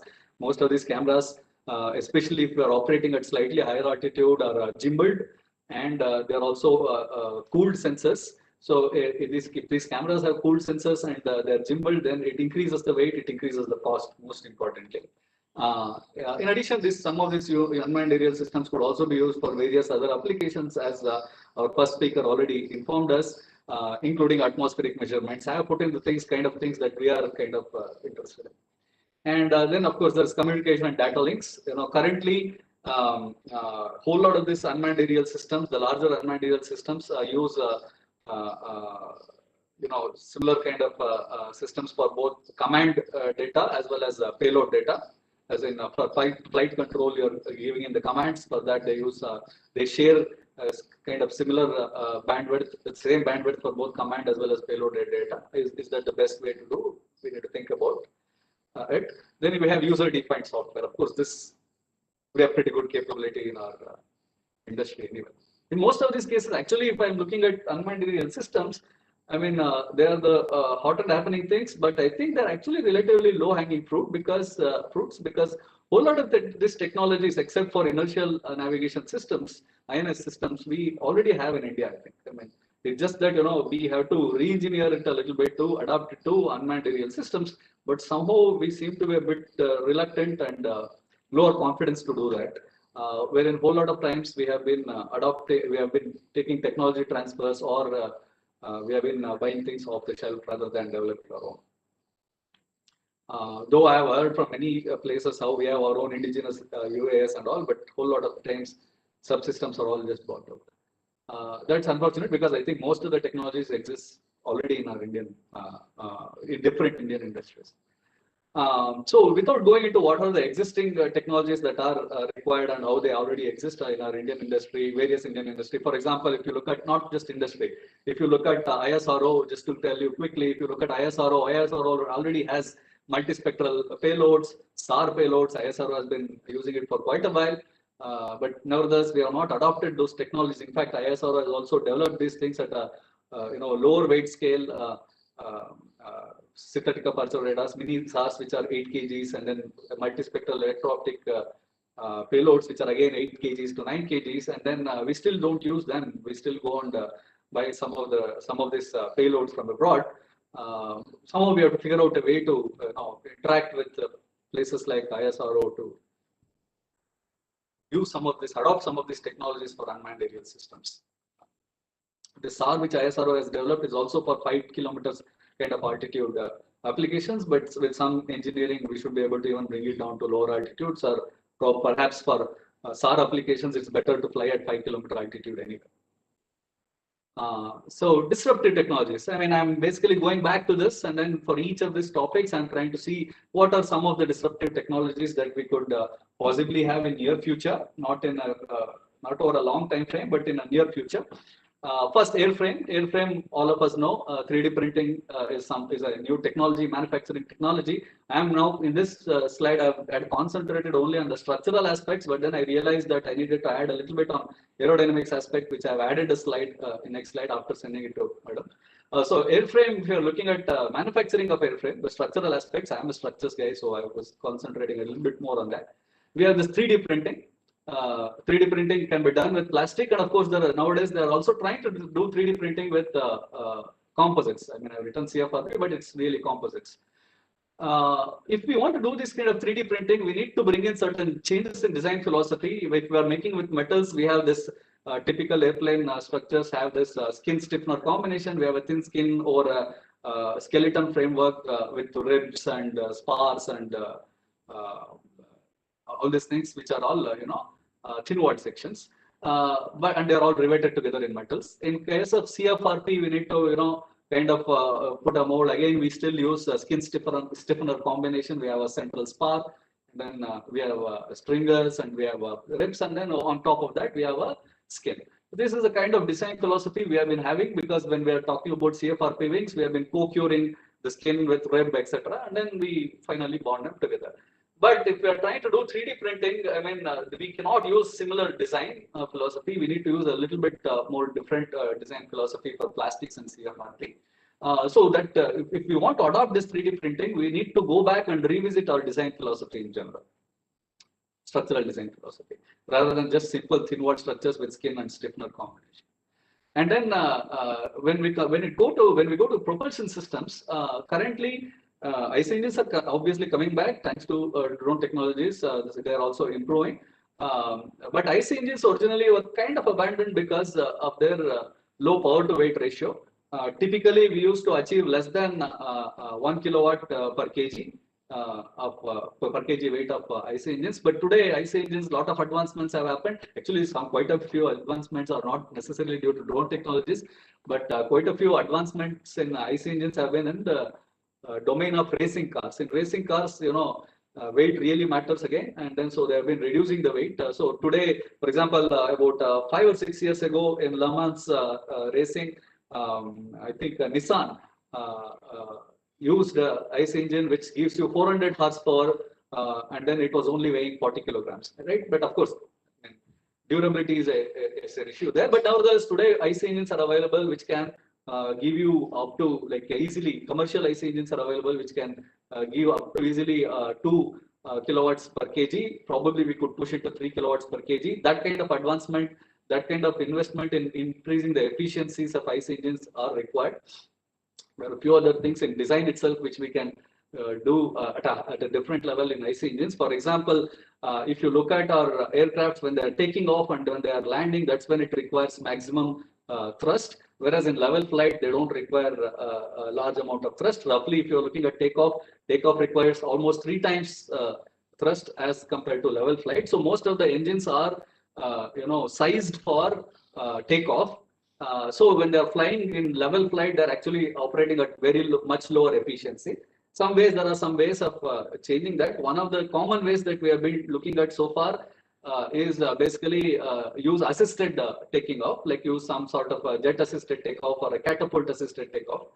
But then there are other ways of doing this. In IC engines, for example, we can have some nitromethane kind of additives in the beginning so that we get a boost in power, right? But then if we do it continuously, then it will damage my engine. But if I do it only during takeoff period, then it works fine. So I can get this extra power from a smaller engine just by putting additives to my fuel. And then once it's doing level flight, we can use regular fuel, and then in both cases it will be operating at a reasonably optimal efficiency. Of course, then there are fuel cells. Fuel cells have been talked about for quite a while now, but nevertheless, in the UAVs at least, they are still in experimental flight domain. As a matter of fact, I know only I think one or two, one in Israel and one in US, wherein they have tried using fuel cells in unmanned aerial systems. As of now, no commercial systems really have this. Then, of course, there are other things like systems that are working on. One of our colleagues in IIT Bombay is working on this, which is have exhaust gas from this IC engines based UAVs. Can I use this exhaust gas, which are at slightly higher temperature, to extract energy from it and use it to recharge batteries? Batteries that are used for my servos which operate my control surfaces. Then, of course, inertial navigation systems, the disruptions that could happen there. These are all not like, I'm not talking about like things that are too far down the line. They're fairly close, I think. Disruptions in inertial navigation systems is MEMS based. For example, most of the MEMS based inertial navigation systems typically used to have a drift of 1 degree per hour. That translates to about 10 to 20 kilometers range. But in fact, if you look at armed forces applications, mostly the range is determined by your inertial navigation system, because what they say is if I completely lose communication with my aircraft, then it should come back home. And if it has to come back home, the drift per hour should be as low as possible. So, and if it has to come back home all the way from a long distance, from my maximum range to home, then the drift has to be lesser. So far, MEMS-based systems had 1 degree per hour. Now that will be only 10 to 20 kilometers range. But then the moment we go to 0.1 degree per hour, we can have 100 to 200 kilometer range. That is something Honeywell claims that it has done. But if it's off, but they're still in some amount of testing. But if it becomes commercially available, that is a game changer, because now MEMS-based systems are much lower in weight and then much more easy to operate. And then there are hemispherical resonance gyros. These are for larger systems like Herons are some of the things that we are trying to buy from US General Dynamics related systems. So these hemispherical resonance gyros are relatively recent. As a concept, hemispherical resonance gyros are like wine glasses with a rim. Rather than continuous rim, it's discontinuous rim, like kind of, let's assume an entire wine glass rim being like a tuning fork. So hemispherical resonance gyros are simpler systems, but fabrication and other things are, and then control systems are quite expensive. So these hemispherical resonance gyros, though the concept was almost 100 years old, it has been used in spacecraft very recently, from 1996 onwards. There is some effort to adopt those things to missiles and to unmanned aerial systems. If these come, and there are, of course, there have been doing some modifications to bring down the cost of this hemispherical resonance gyros, and it's projected that the cost-wise, even for larger systems like Herons, the hemispherical resonance gyros will become cheap enough that they're in fact are going to be cheaper than ring laser gyros, because hemispherical resonance gyros do not have any moving parts. They're simple mechanical systems, so it's a lot more advantageous. So currently, for all this Herons type of systems, we use ring laser gyros. Some of the other smaller systems we use fiber optic gyros. There is potential for this hemispherical resonance gyros to disrupt this. Of course, hemispherical resonance gyros is something that our RCI Hyderabad has been working on. One of the DRDO labs has been working on. Again, hopefully the technology will get sometime soon. Then there is other thing. If you look at unmanned aerial systems, there is airframe and engine. They cost some amount, and a whole lot of costs in a whole lot of expense or cost comes in for avionics and for sensors in an unmanned aerial system. So that is one place where we have to concentrate to bring down the cost, both of avionics as well as of onboard avionics. Sorry, because onboard avionics, they are flying on board, and then we have there's a chance of losing. And then, of course, sensors, right? To reduce sensor costs, there are other disruptive technologies that are being talked about, which is instead of using one gimbaled cooled sensor, can I use multiple low-cost sensors, not much of gimbaling required, and let's say not uncooled cameras, but then use multiple of them, or use the same camera at a much higher frame rate. And then can I reconstruct the image using off-board image processing? So with this image processing, can I achieve same quality of image as I would get in a more expensive sensor using very low cost, low weight cameras? So in image processing, there is a lot of advancement which is going on, as we all of us mostly know. This could potentially lead to reduced payload costs, and this is going to be a huge disruptor, I think, because payloads really cost a lot. The sensors really cost quite a bit. So we can achieve super resolutions by combining multiple images, whereby we can get good images. De-blurring is one other issue we need to worry about, especially if my gimbaling is not, I don't have heavy gimbaling. And then change detection. If I can do change detection, then I have to transmit only changes detected if I am doing routine surveillance, rather than transmitting the entire image. I can just transmit only the changes detected. So that's another thing that we need to look at. That could be a game changer. Then my communication requirements will reduce. Efficient communication of payload data. What I mean is, right now we are using both for command as well as for payload, we are using similar bandwidth. Instead of that, for payload data, at least in civilian applications, can we use 5G? That is something that we need to look at in future. For armed forces, they may or may not agree to this for different reasons, but at least for civilian sector, we should be able to look at 5G for efficient data communication. For flight control system, it will be tough to convince, I think, certification agency because of other reasons. But at least for data, payload data communication, especially when security is not that much of a concern, 5G might be a good option. Then off-platform, on-ground processing, so that I don't carry expensive or additional things on board. Then, of course, there is something that we all know: artificial intelligence and machine learning. Machine learning has existed for quite a while now, but it has reached certain mature stage today, wherein we can adopt all this machine learning techniques and artificial intelligence into our unmanned aerial systems, both for control as well as for efficient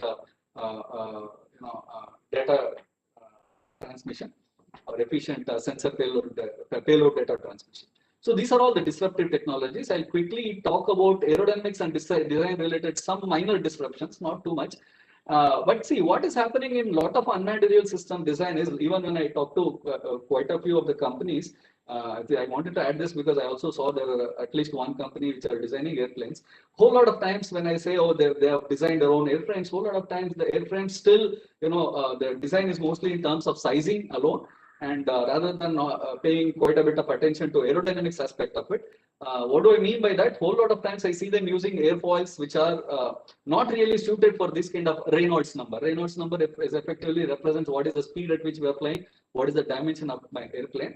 So there are Reynolds, there are airfoils developed by a lot of researchers in US as well as Europe. These Reynolds number are airfoils are ideally suited for low Reynolds number operations. Like unmanned aerial system operations. Somehow we don't seem to be adopting some of those things. People don't seem to be looking at aerodynamics level. They are only looking at sizing level, saying if I want this much, let me just randomly take the airfoils which are typically used in UAVs so far. Because typically used in UAVs, what they did is originally when they were trying to build UAVs, they kind of used similar airfoils that they were using for smaller aircrafts, manned aircrafts, but they are not, developed more and more novel airfoils. But nowadays, now we have those novel airfoils. If we adopt that, I think we could achieve a lot more efficiency. And we also don't pay attention to one of the things, which is, airfoils, while they have maximum lift coefficient, they have lowest drag, or consequently they will require lowest thrust if they are flying at a much lower drag. So some of the designs don't pay attention to that fact that, you want to the level flight or during the cruise conditions, we need to operate at that drag which gives lowest angle of attack which gives lowest drag. These kind of things we need to bring in our design processes, I think, so that we can achieve much better efficiencies, use of new airfoils, and also flying it at optimal angle of attack. And then we have optimization for lower power requirements and other operational requirements. As I said, design of airframe itself. For example, a whole lot of our it's nice if we have quad rotors, but then quad rotors are like helicopters. Fundamentally, the thrust generated by engines are overcoming the weight of my entire aircraft, whereas in a fixed wing aircraft, the thrust generated is overcoming only drag, and drag is only about 1/8 of my lift. Lift is what is compensating for weight. So overall, what that means is thrust is only generated to the level of thrust I require is only about 1/8 of my weight. Whereas in a quad rotor, the level of thrust I need to generate is 8 times my weight. So quad rotor is not very good for long endurance applications. Whereas fixed wing is much better for long endurance application. But then fixed wing has to be launched either through a catapult or using a runway. So it's not very good for all terrain operations. So there are certain novel designs that are people have come up with. One of the designs is, of course, tilt rotors, right? So I have some kind of fixed wing configuration. I tilt the rotors and rotate and then make sure that it has a forward motion. First, it will take off from any random terrain. It can take off vertically and then tilt the rotor and it can go horizontally. Or if even there are moving components. We like to avoid moving components. Rotating components as much as possible. I don't mean propeller. I mean other components. Whereas people have come up with this kind of technologies now, wherein they have this so-called quad rotor biplane tail sitter, wherein the entire it will take off like a quad rotor. You can see it looks like a quad rotor, but as it takes off vertically, the entire airplane will rotate and then will move like a biplane. You can easily see it will have 4 engines with a biplane. Again, this achieves a lot more efficiency because I can take off from any terrain, but then I can fly like a fixed wing. And then whenever I go to a particular region of interest, again, I can go and hover and then take my images. So especially somebody was asking about 2-hour kind of flight time and then hovering around for 30 minutes. Those kind of systems, we could use something like this, wherein we take off like a quad rotor and then use fixed wing mode so that, for 2 hours to go to a particular location so that, I can, optimize my fuel consumption and then again go to a hover mode to take images. Right? Or images can also be taken in fixed wing mode by going around while focusing my sensor. So that is regarding design of airframe, where there are certain technologies like this, new designs which can make utility a lot better. Aerodynamics of propeller. A lot of cases they use fixed propellers, fixed pitch propellers, whereas you can use propellers with different where you can change the pitch of the propeller. Larger aircrafts do that. Smaller aircrafts could also adopt that, especially in this case. While taking off, it requires larger thrust, so it can use a different pitch, and while going In level flight, it can use a different pitch. Engines, as I already said, in engines we could do additives. As I said, engines we need 3 times the thrust while taking off as compared to level flight. So while taking off, I can just put some additives like nitromethane only during takeoff, so that I don't damage my engine. But then once it takes off, then I can use regular fuel, thereby achieving optimal efficiency. Or another way of looking at it, especially for larger birds, if I'm having multiple engines, let's say I can use a series of 4 engines. I can use all 4 engines to take off, but then I can shut down 2 engines while level flight. Again, I can switch on the remaining 2 engines while I'm landing. So those are all things that are possible, especially because now we have figured out ICE engines, we have figured out how to do engine restart mid-air. So those are the kind of things that could lead to better and better unmanned aerial systems. Right? These are the main things that I wanted to talk about. I'll quickly take, sorry, I've already taken quite a bit of time. I'll quickly take 1 minute to talk about what are the 1 or 2 minutes to talk about what are the some of the things that I already mentioned here. One of it is, when I said, wing designs need to change, is what I mean. When I'm talking about traditional designs, whether it's CFRP or aluminum, we think of designs like this. Whereas when we are using plastic, whether 3D printed or with molds, we may have to do a little bit different kind of design. Similarly, if I'm using 3D printing of CFRP, there are other things that we need to do. One of the companies in IIT Research Park called FabHeads, a startup company, actually is doing 3D printing of CFRP wings for us also. There we had to make some design changes. That I don't have the picture of that. Similarly, image processing, I mean, there are a lot of things image processing can help in. I borrowed a lot of this slides from Professor Rajgopalan in electrical engineering at IIT Madras. We can use it for image stabilization, especially if my gimbaling is not good, to reduce cost and to reduce weight. Then I can use this image processing techniques to do image stabilization, motion deblurring, see-through haze, image mosaicing, image super resolution, etc. So deblurring is something like this. Original picture, I can do deblurring. Similarly, I can do detect changes, and I can say only changes can be transmitted back. Similarly, image dehazing could be achieved using this image processing, and then I'll skip this part. And then similarly, super resolution to achieve much better resolution using multiple images from multiple sensors or from the same sensor at a higher frame rate. High dynamic range imaging, wherein reconstructed scene can be much more informative. Similarly, we can use deep learning to achieve all this image processing. Similarly, these are some of the examples. With this, I'll end. So what I want to, a couple of examples I have shown of some of this image processing techniques, and some of these can disrupt unmanned aerial systems technology, in the sense it could lead to much lower costs of sensors. Right? So these are the things that could disrupt unmanned aerial systems technologies in future. With that, I'm done. Sorry, I took a little bit longer. Thank you so much for the disruptive technologies are always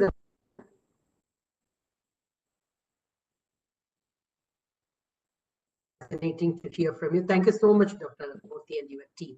Thanks a lot. We have come to the last part of the program, the last speaker today, because we should know the drone success is for what and how it is used for. So we have with us now Mr. N. Ramanathan, a mechanical engineer, and currently he's leading the organization called Daksha Unmanned Systems Private Limited as an investor, and also he's leading it as a director and CEO.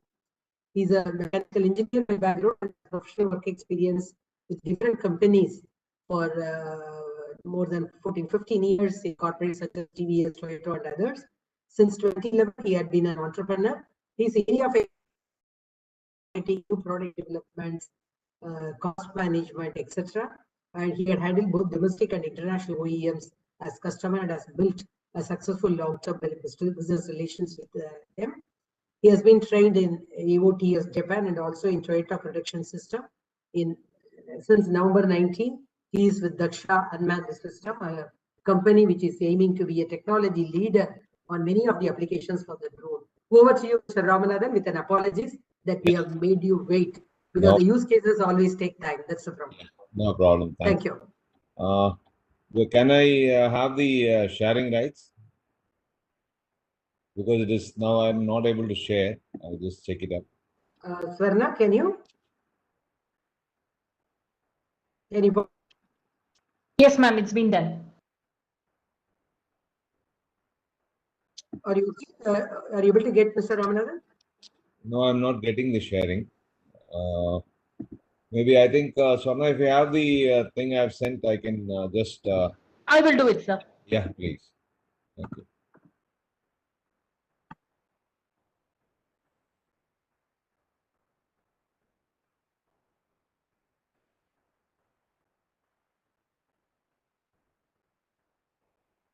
Yeah, good evening to all.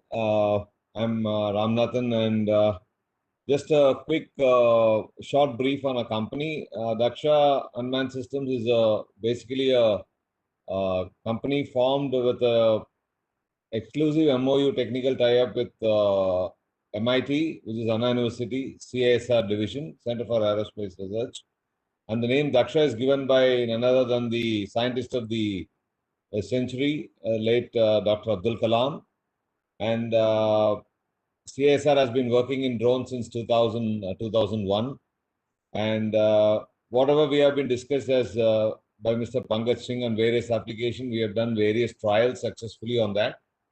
And today, just for a short brief, what we have done on, we have a product called Aggregator, where we'd like to take the agriculture to a precision agriculture level.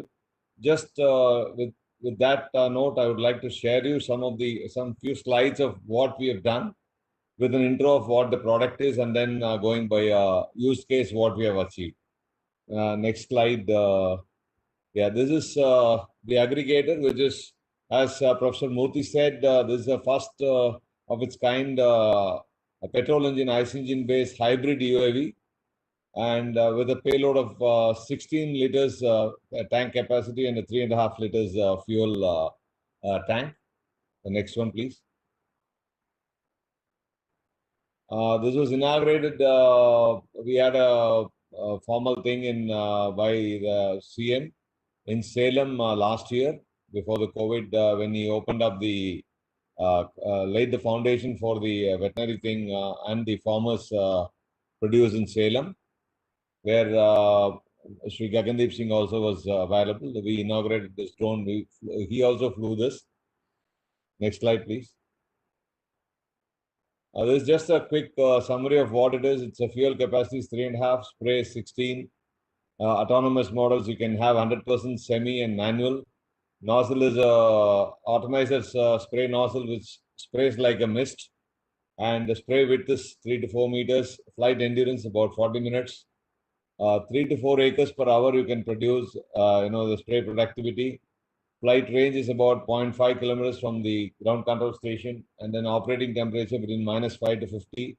Maximum height we have configured at 30 meters, but being an agriculture use, we can configure it between right from 3 meters up to 30 meters, because agriculture doesn't need to go into the airspace, which is restricted, because we are only doing a spraying activity primarily. Next one, please. Basically, if you see the just a quick indication, there was a cancer train where 60% of the 12 course train between Bathinda, we had cancer from pesticides. So as all of us know, pesticides are very harmful. And today also the major threat is getting manpower to do the manual spraying is also a big issue. So considering both, drones have a dual advantage. One is it can do much efficient operation than human, and also it can reduce the consumption of pesticide close to about 20 to 30% because of its precision spray. Next one. There's a quick picture of what we are doing. Certain study in banana tree area, banana plantation and plantains. So where the micro level droplets are being spread and being monitored. Next one, please. Actually, this is the labor. What I was saying. This this also gives us an opportunity for making more rural employment, as you know, more and more the government is giving now permission for opening up drone piloting schools. So more and more rural employment will develop as people in the local area can conglomerate with the government authorities, the field officers, and then try to fly, learn flying, get certified, and they can fly the drones, thereby it creates good employment. So it increases the agri throughput also. Next slide, please. So these are what are the other points? Helps detect weeds, pests, and discoloration. There is no need for you to spray across. Drones can be made towards precision agriculture, where you can look at the infected plant and only spray at that area by doing mapping and also an efficient spraying. Next one, please.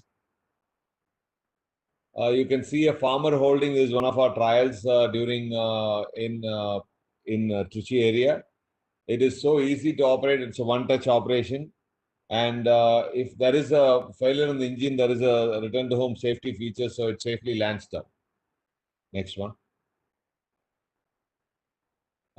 We have done, with our experience, we have done spraying for palm trees in Andhra Pradesh, paddy fields in Tanjavur, and turmeric fields, cashew orchards. And also we have, through Anna University, we have supplied a drone to Tamil Nadu Agriculture University, where they have done extensive studies across the state. More than about 200, 250 acres they have covered, and they have done a lot of work on that. Next one, please. It's just a case study, user case study. Left indicates the manual spray. You can see 1 liter chemical used per acre by human being. Whereas with a drone, we use only 700 ml chemical, which gives excellent results due to uniform spraying using drones. 30% reduction in cost, which will be a both ways advantages to the farmer in terms of cost saving and in terms of better efficiency for increase in spraying area. Both it will help it. Next slide, please. Similarly, on a vegetable field, we followed entire crop cycle with same size fields, seeds, same spraying cycles as manual methods. Drone spraying gives up to 20% higher yield. This is what we have observed on a vegetable field. We have done trials on this. We have done a lot of work in this area also. Next one, please. A paddy field, you can see a huge amount of water reduction when you do as a mist spray. The efficiency, you can see the water usage reduced by almost 80% compared to the manual spray. Water being a very, very scarce resource, and you know how the draft can hit the paddy fields. These type of application will ensure the ground resource of water is maintained in a very good way. And also you see the processing time reduced by 90% using drones. Manual spraying can take 1 day, they can spray about 2 acres, whereas drone at the same time can cover 20 acres. This is basically we do a vertical spraying which over the entire crop. So this becomes very, very advantageous for paddy. We are doing big time studies further with the help of various organizations to get into the model strongly into the paddy field and the other agricultural application. Next one, please. This is on the sugarcane. The farmers are extremely happy because sugarcane is a very difficult area to penetrate and spray. So the farmers were extremely happy to use a drone, and it has given them very good yields because the spray was very uniform. Since manual spray is not possible, it was difficult for them to monitor as well. So we have gone to the field, we have done with the drone spray, and they are extremely happy. We did about 5 to 6 acres at a time, and the results on those 5 to 6 acres were very encouraging. So once all the approvals and things are in place, we will try to take this up in a bigger scale. Next one, please. So basically, conclusion, I'm sure everybody would have studied in the newspapers and in the news you would have heard. The Ministry of Agriculture has been kind enough to allow usage of drones in rural areas. And this will be a big boost to drive this forward. And I'm sure that this will result definitely towards precision agriculture, which will be the way to go in the years to come. And primarily agricultural equipment drone, though it is in the drone category, agriculture doesn't do any navigation or anything. Drone, as all we know, it's a dynamic remotely operated navigation equipment. But in agriculture, it is basically a spraying equipment. So we had a lot of discussions with the respective authorities.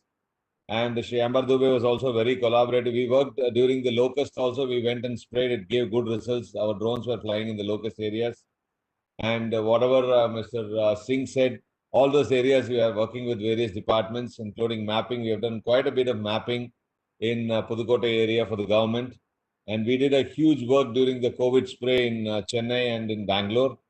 So with all this, I'm very sure that these used case representations, I'm sorry, due to the time constraint, I was not able to give you a more detailed, elaborate report, but a glimpse of it can definitely make all the people in the to understand that this will be a future-driven product, and it will help agriculture in a big way, not only agriculture in other areas. We are in BV laws also. We are one of the consortium to do the beyond visual line of sight. Certain approvals are being waited from the ministry. So once it is done, those areas will also come for logistics, which will be a big thing for medical relief as well. Medical can reach faster to a requirement with drones. So with this, I conclude. Ready to take up any questions if we can do.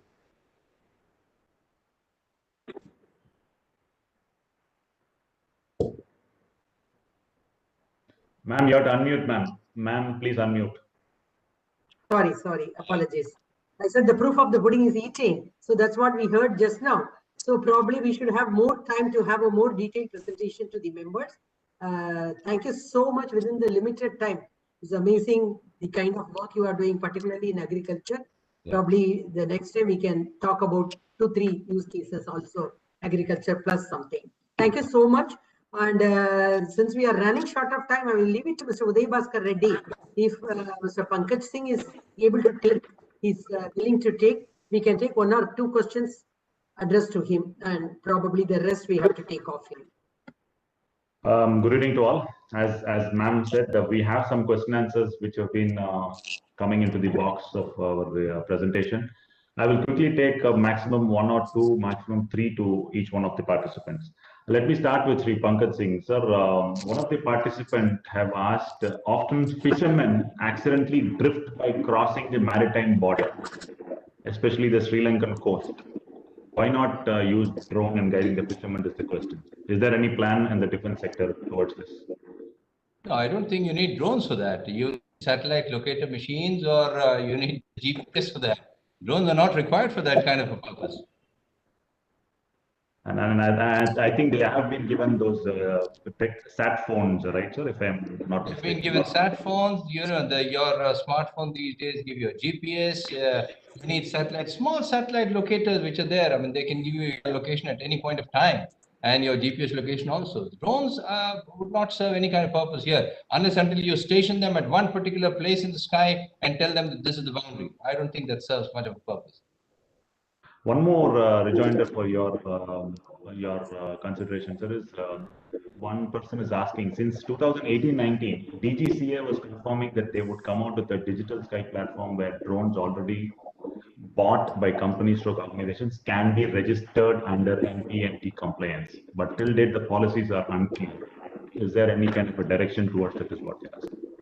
No, I think the policy is very clear that the digital sky platform does exist. Initially, there were some glitches regarding the registering of drones and the NPNT, the clause that exists that if you don't have permission, you don't take off. But now I think from what I know, most of the glitches have gone and the digital sky platform is operating. That's my information. Ms. Pooja Javli is the person who asked this. Would you want to unmute and ask ma'am anything further on this? Swarna, check if Ms. Pooja Javli is there. Yes, sir. She's been unmuted. Madam Pooja? Ma'am, go ahead and continue. I'm here, ma'am. Thanks a lot. Thanks for this opportunity to directly ask the question to Mr. Pankaj Singh. Sir, actually, this question I posted because somewhere in 2018 end or 2019 beginning, they opened portal telling that you can register your drones and we will give you the that UIN, unique identification number. But later on, actually, I'm from L&T Construction, so we registered all our existing drones. But later on, we didn't get any further communication that how to go ahead on that matter. Actually, from whatever you're saying, I can understand. 2019, yes, there were some glitches, and after that, from my information, I think things were quite okay later on. but I'm not sure whether during COVID times there was a problem or what. You would have to confirm that with civil aviation, because from last information, yes, the digital sky platform was working well, but maybe something, things could have gone, out of gear or in the normal functioning during COVID. That one can find out. Yeah. Sure, sir. But it is Sure. operational. But the digital sky platform is operational and it's working. Yes. Thank you, sir. Thank you. The next one is to someone technical side. One from the IIT can take this question. They're asking, do drones have anti-collision technology installed like an aircraft? They have. They have? Okay. They have. Fine. So that's answered. Okay. Then one last question is to Mr. Ramanathan. Whether any training platform or any kind of a guidance you can give, or are you already having programs for farmers who are willing to use this in a bigger way?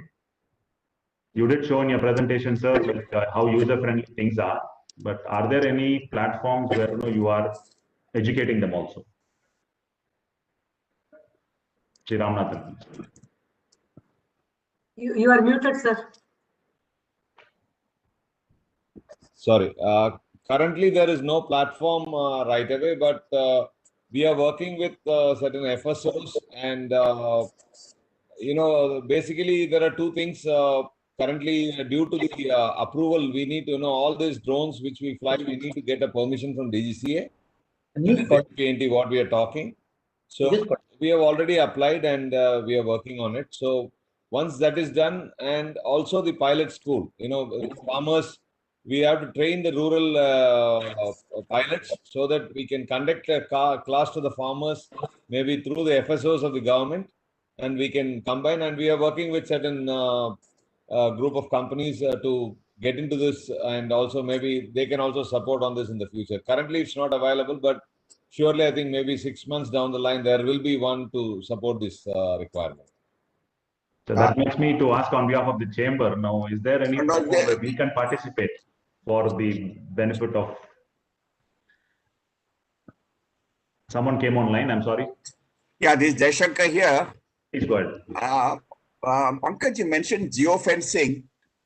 Does that mean that we have technologies today to restrict a drone to a particular set of geographical coordinates in which it can operate? And if it goes beyond that, there can be alerts or...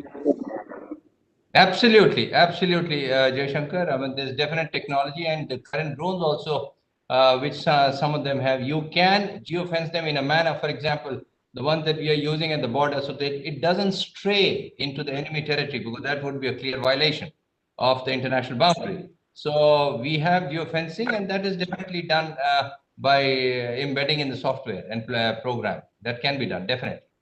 Okay, thanks. This one is for Madam Sumitra Sarkar ma'am, or to Dr. Muthi, whoever wants to take it.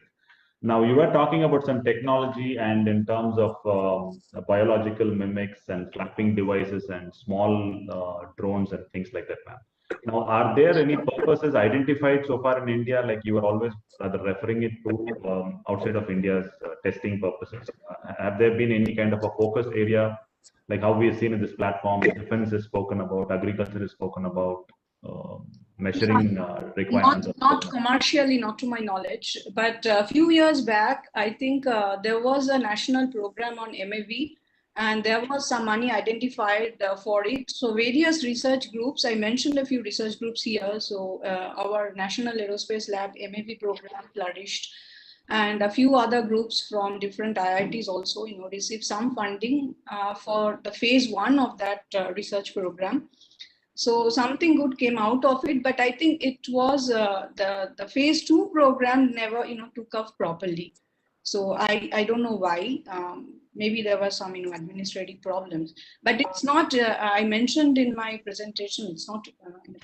We saw that, ma'am, but it was very new product, and then we were inquisitive. Yeah, but that is what we are staring in the future. I believe that it's not too, far ahead that we will be seeing them, integrated in different programs as well, because they really have the capability to go in a very, very small scale. Ma'am, this is a question from the committee per se. We've been pondering over this to ma'am and to Sri Pankaj Singh. Like we've seen the Director General tell us about drone ports. We've seen about what is used in logistics and now commercial and cargo is something we are looking forward to revolutionize in this area also. Be it small parcels or be it whatever weights we are looking at. We have been privy to a lot of developments in the other continents of this globe, where during the COVID period, there has been considerable progress made in giving permissions. As a matter of fact, a couple of African countries have legislated rules to deliver goods up to 2 tons carrying capacity drones. And we are privy to some kind of developments happening on startup companies in our own country, in Bangkok, where they have done some kind of inroads in taking permission from government for small deliveries, like your Dunzos, or I believe one of the airline companies also contemplating to start. Now, having said these, is there any study which IIT has participated in recommending to the government that it can be opened up for commercial use for cargo per se? Or is there defense given their clearance, or is there anything of that sort as a development? It is more a broad-based question. It's a broad question, nothing based on MAVs, I mean flapping type, but I will direct this to Murthy. Maybe he can say something based on the fixed wing sector. Okay, I had some issues with hearing. Can you just repeat the final question, final wording, sir? Hello? Sir? Can you hear me, sir? Yes. Yeah. I missed the last part of your question. Can you just repeat the last part? Which one would you want to know? Like, we want to know whether there has been any kind of a study done by IIT in recommending this opening up of this area to the government. As defense, as Mr. Pankaj Singh is there, have they had any contribution in giving us the clearances or necessary permissions? So we have given some sort of a white paper on that, and they have given some sort of a white paper on that, and we have also been engaged actively, even in, for example, central government has come up with this scheme for drone testing facility. We are actively engaged with bringing that drone testing facility, and as part of the drone testing facility, also we are planning to give some sort of a white paper to the central government to talk about how we can make this more functional, not just the testing facility, but also make sure that drones are adopted more widely. But as of now, I mean, I think how that is done. I would like to add to that. Sorry, Murthy. I would like to add to this that in the Vaibhav Summit recently concluded, there was a lot of focus on this track on biomimetic flying. So I think government is serious about pushing the research in that direction. And there have been probably isolated projects funded by Army, not in IIT Madras, but I think other IITs that has happened. But that is not, I think that is not what you are asking. So not in terms of in a regular time. So it is happening, and I think in the future we can expect that the research narrative will be geared towards this direction. Okay, there is one related question, ma'am. There is no access to delivery, at least in those areas, can it be granted? Is there a kind of a study done is what we want? Thank you for the feedback. General Singh, would you have ADPC, would you have any feedback from defense side? Yeah, what you talked about, the policy that came out in 2018 clearly forbid anything beyond the visual line of sight. However, the policy that has been, that's a draft that is there, it is not averse to any kind of delivery beyond the visual line of sight. Also, one, that the policy that the government is aware of about it. Then, in the Indian Air Force has already announced a Meher Baba drone competition, wherein companies have been shortlisted, they are in the final stages, and the first the company which comes in first is going to get a reward, and also the contract to make drones, 50 drones for about 100 crores, the obvious intent and the objective being to deliver payloads in remote areas like Siachen and the line of control. So the government is aware of that, the defense, there is realization, and I think with the new policy coming in, and with this kind of funding and competition already going on, so I guess it is in the pipeline, and it's a matter of time, I guess. Thank you, sir. Thank you, sir. Ma'am, that sums up. Rest of the questions are specific, and those I think we need to address them one to one. Okay. Over to you, ma'am. Yeah, thank you so very much.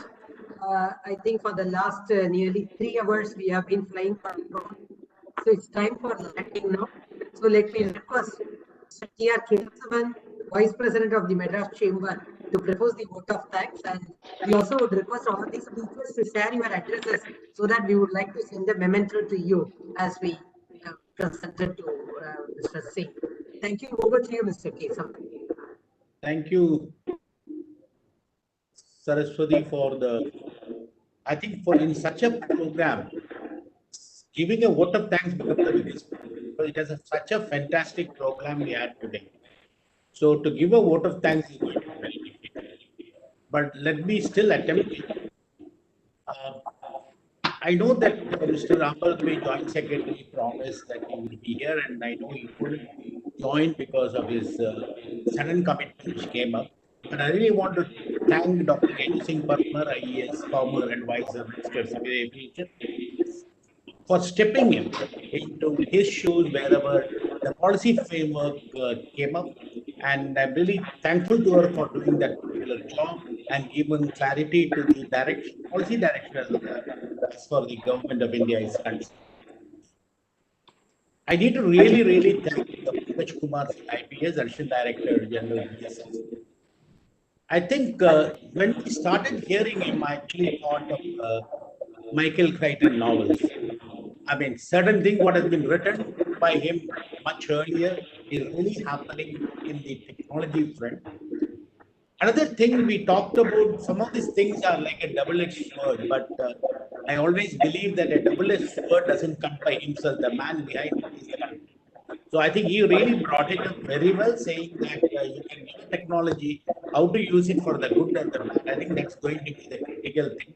And interestingly, you create a technology, then you create a technology to ensure that that technology can be detected before it can do some harm. And then somebody comes in doing other technology so that the technology that detects the technology can detect it and do on. This is the way I think the world is going.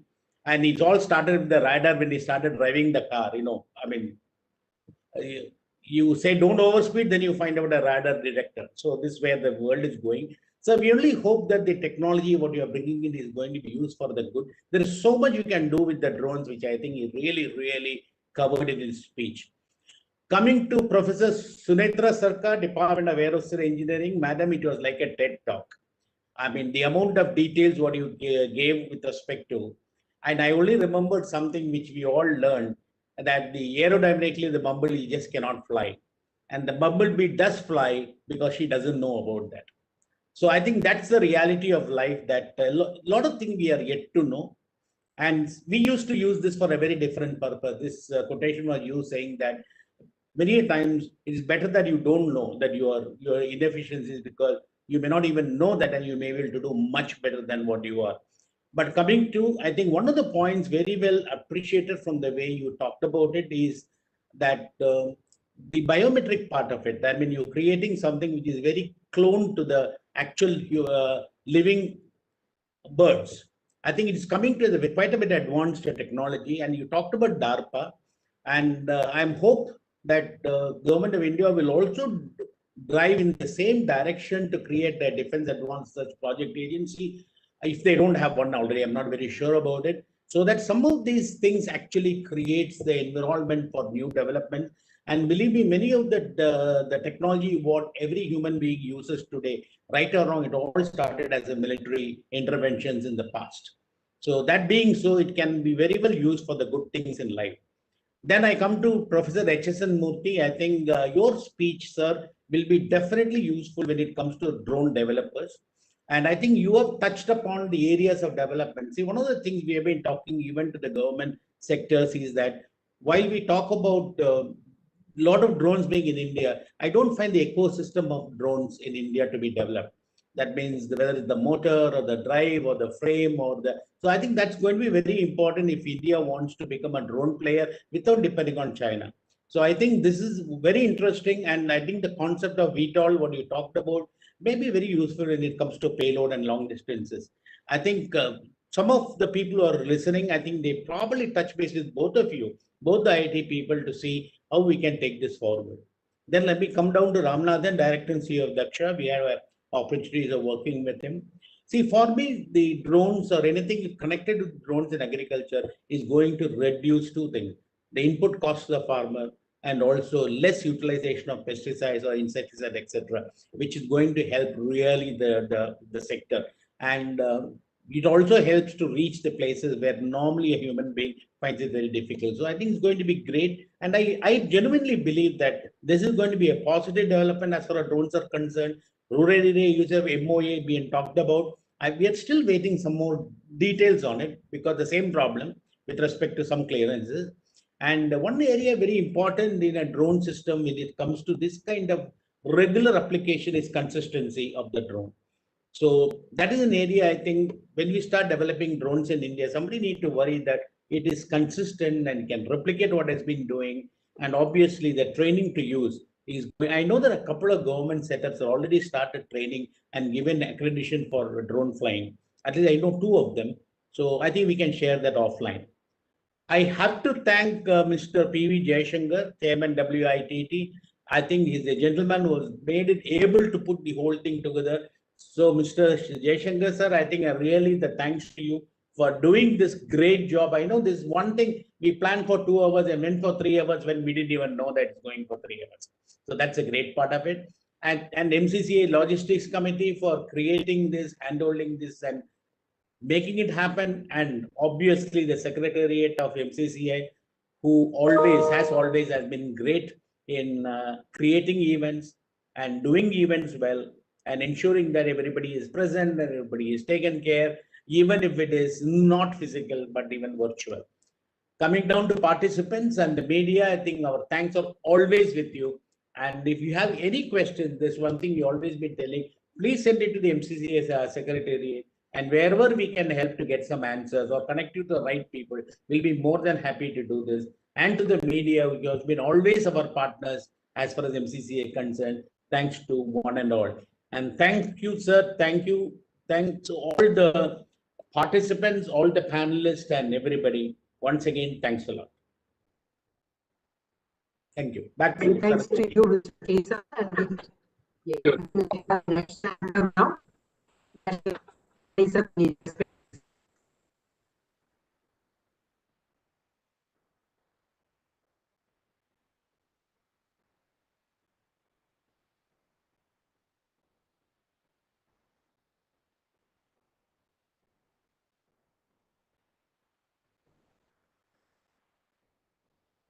Yeah, please go ahead. We'll wait. Yeah. Yes, ma'am, I'm sharing.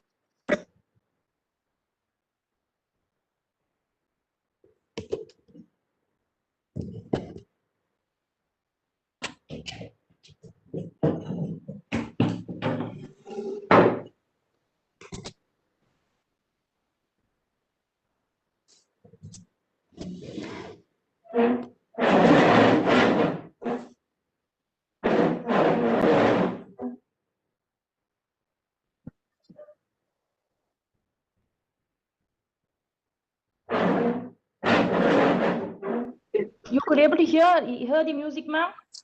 இல்லம்மா drone sound ஆட்ட கேக்குறது.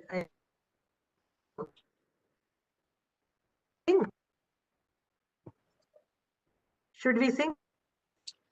Yeah, I think it's better. Okay. Yep.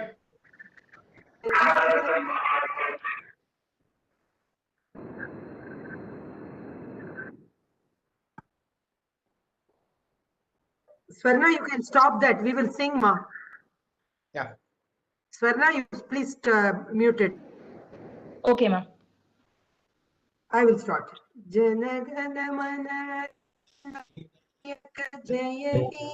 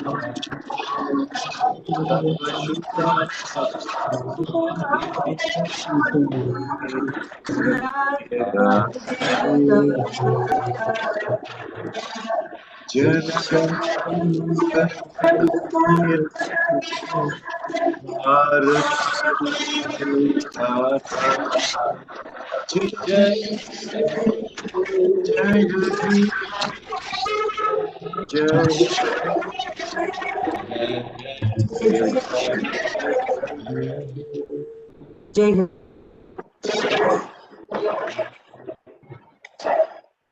Thank you, everybody. Sorry about the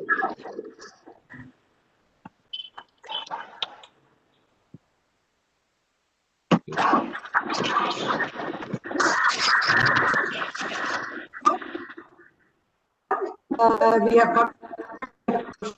Thanks a lot once again to every one of you. Thank you.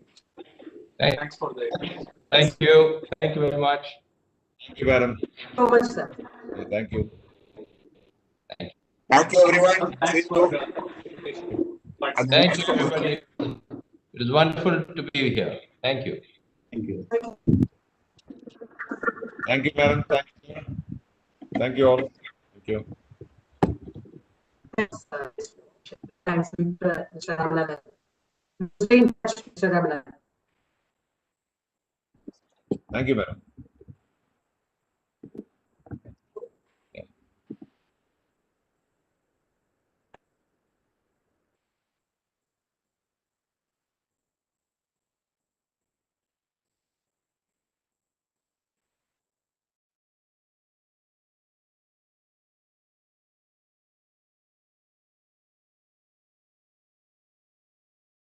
Thank you, ma'am. Bye, ma'am.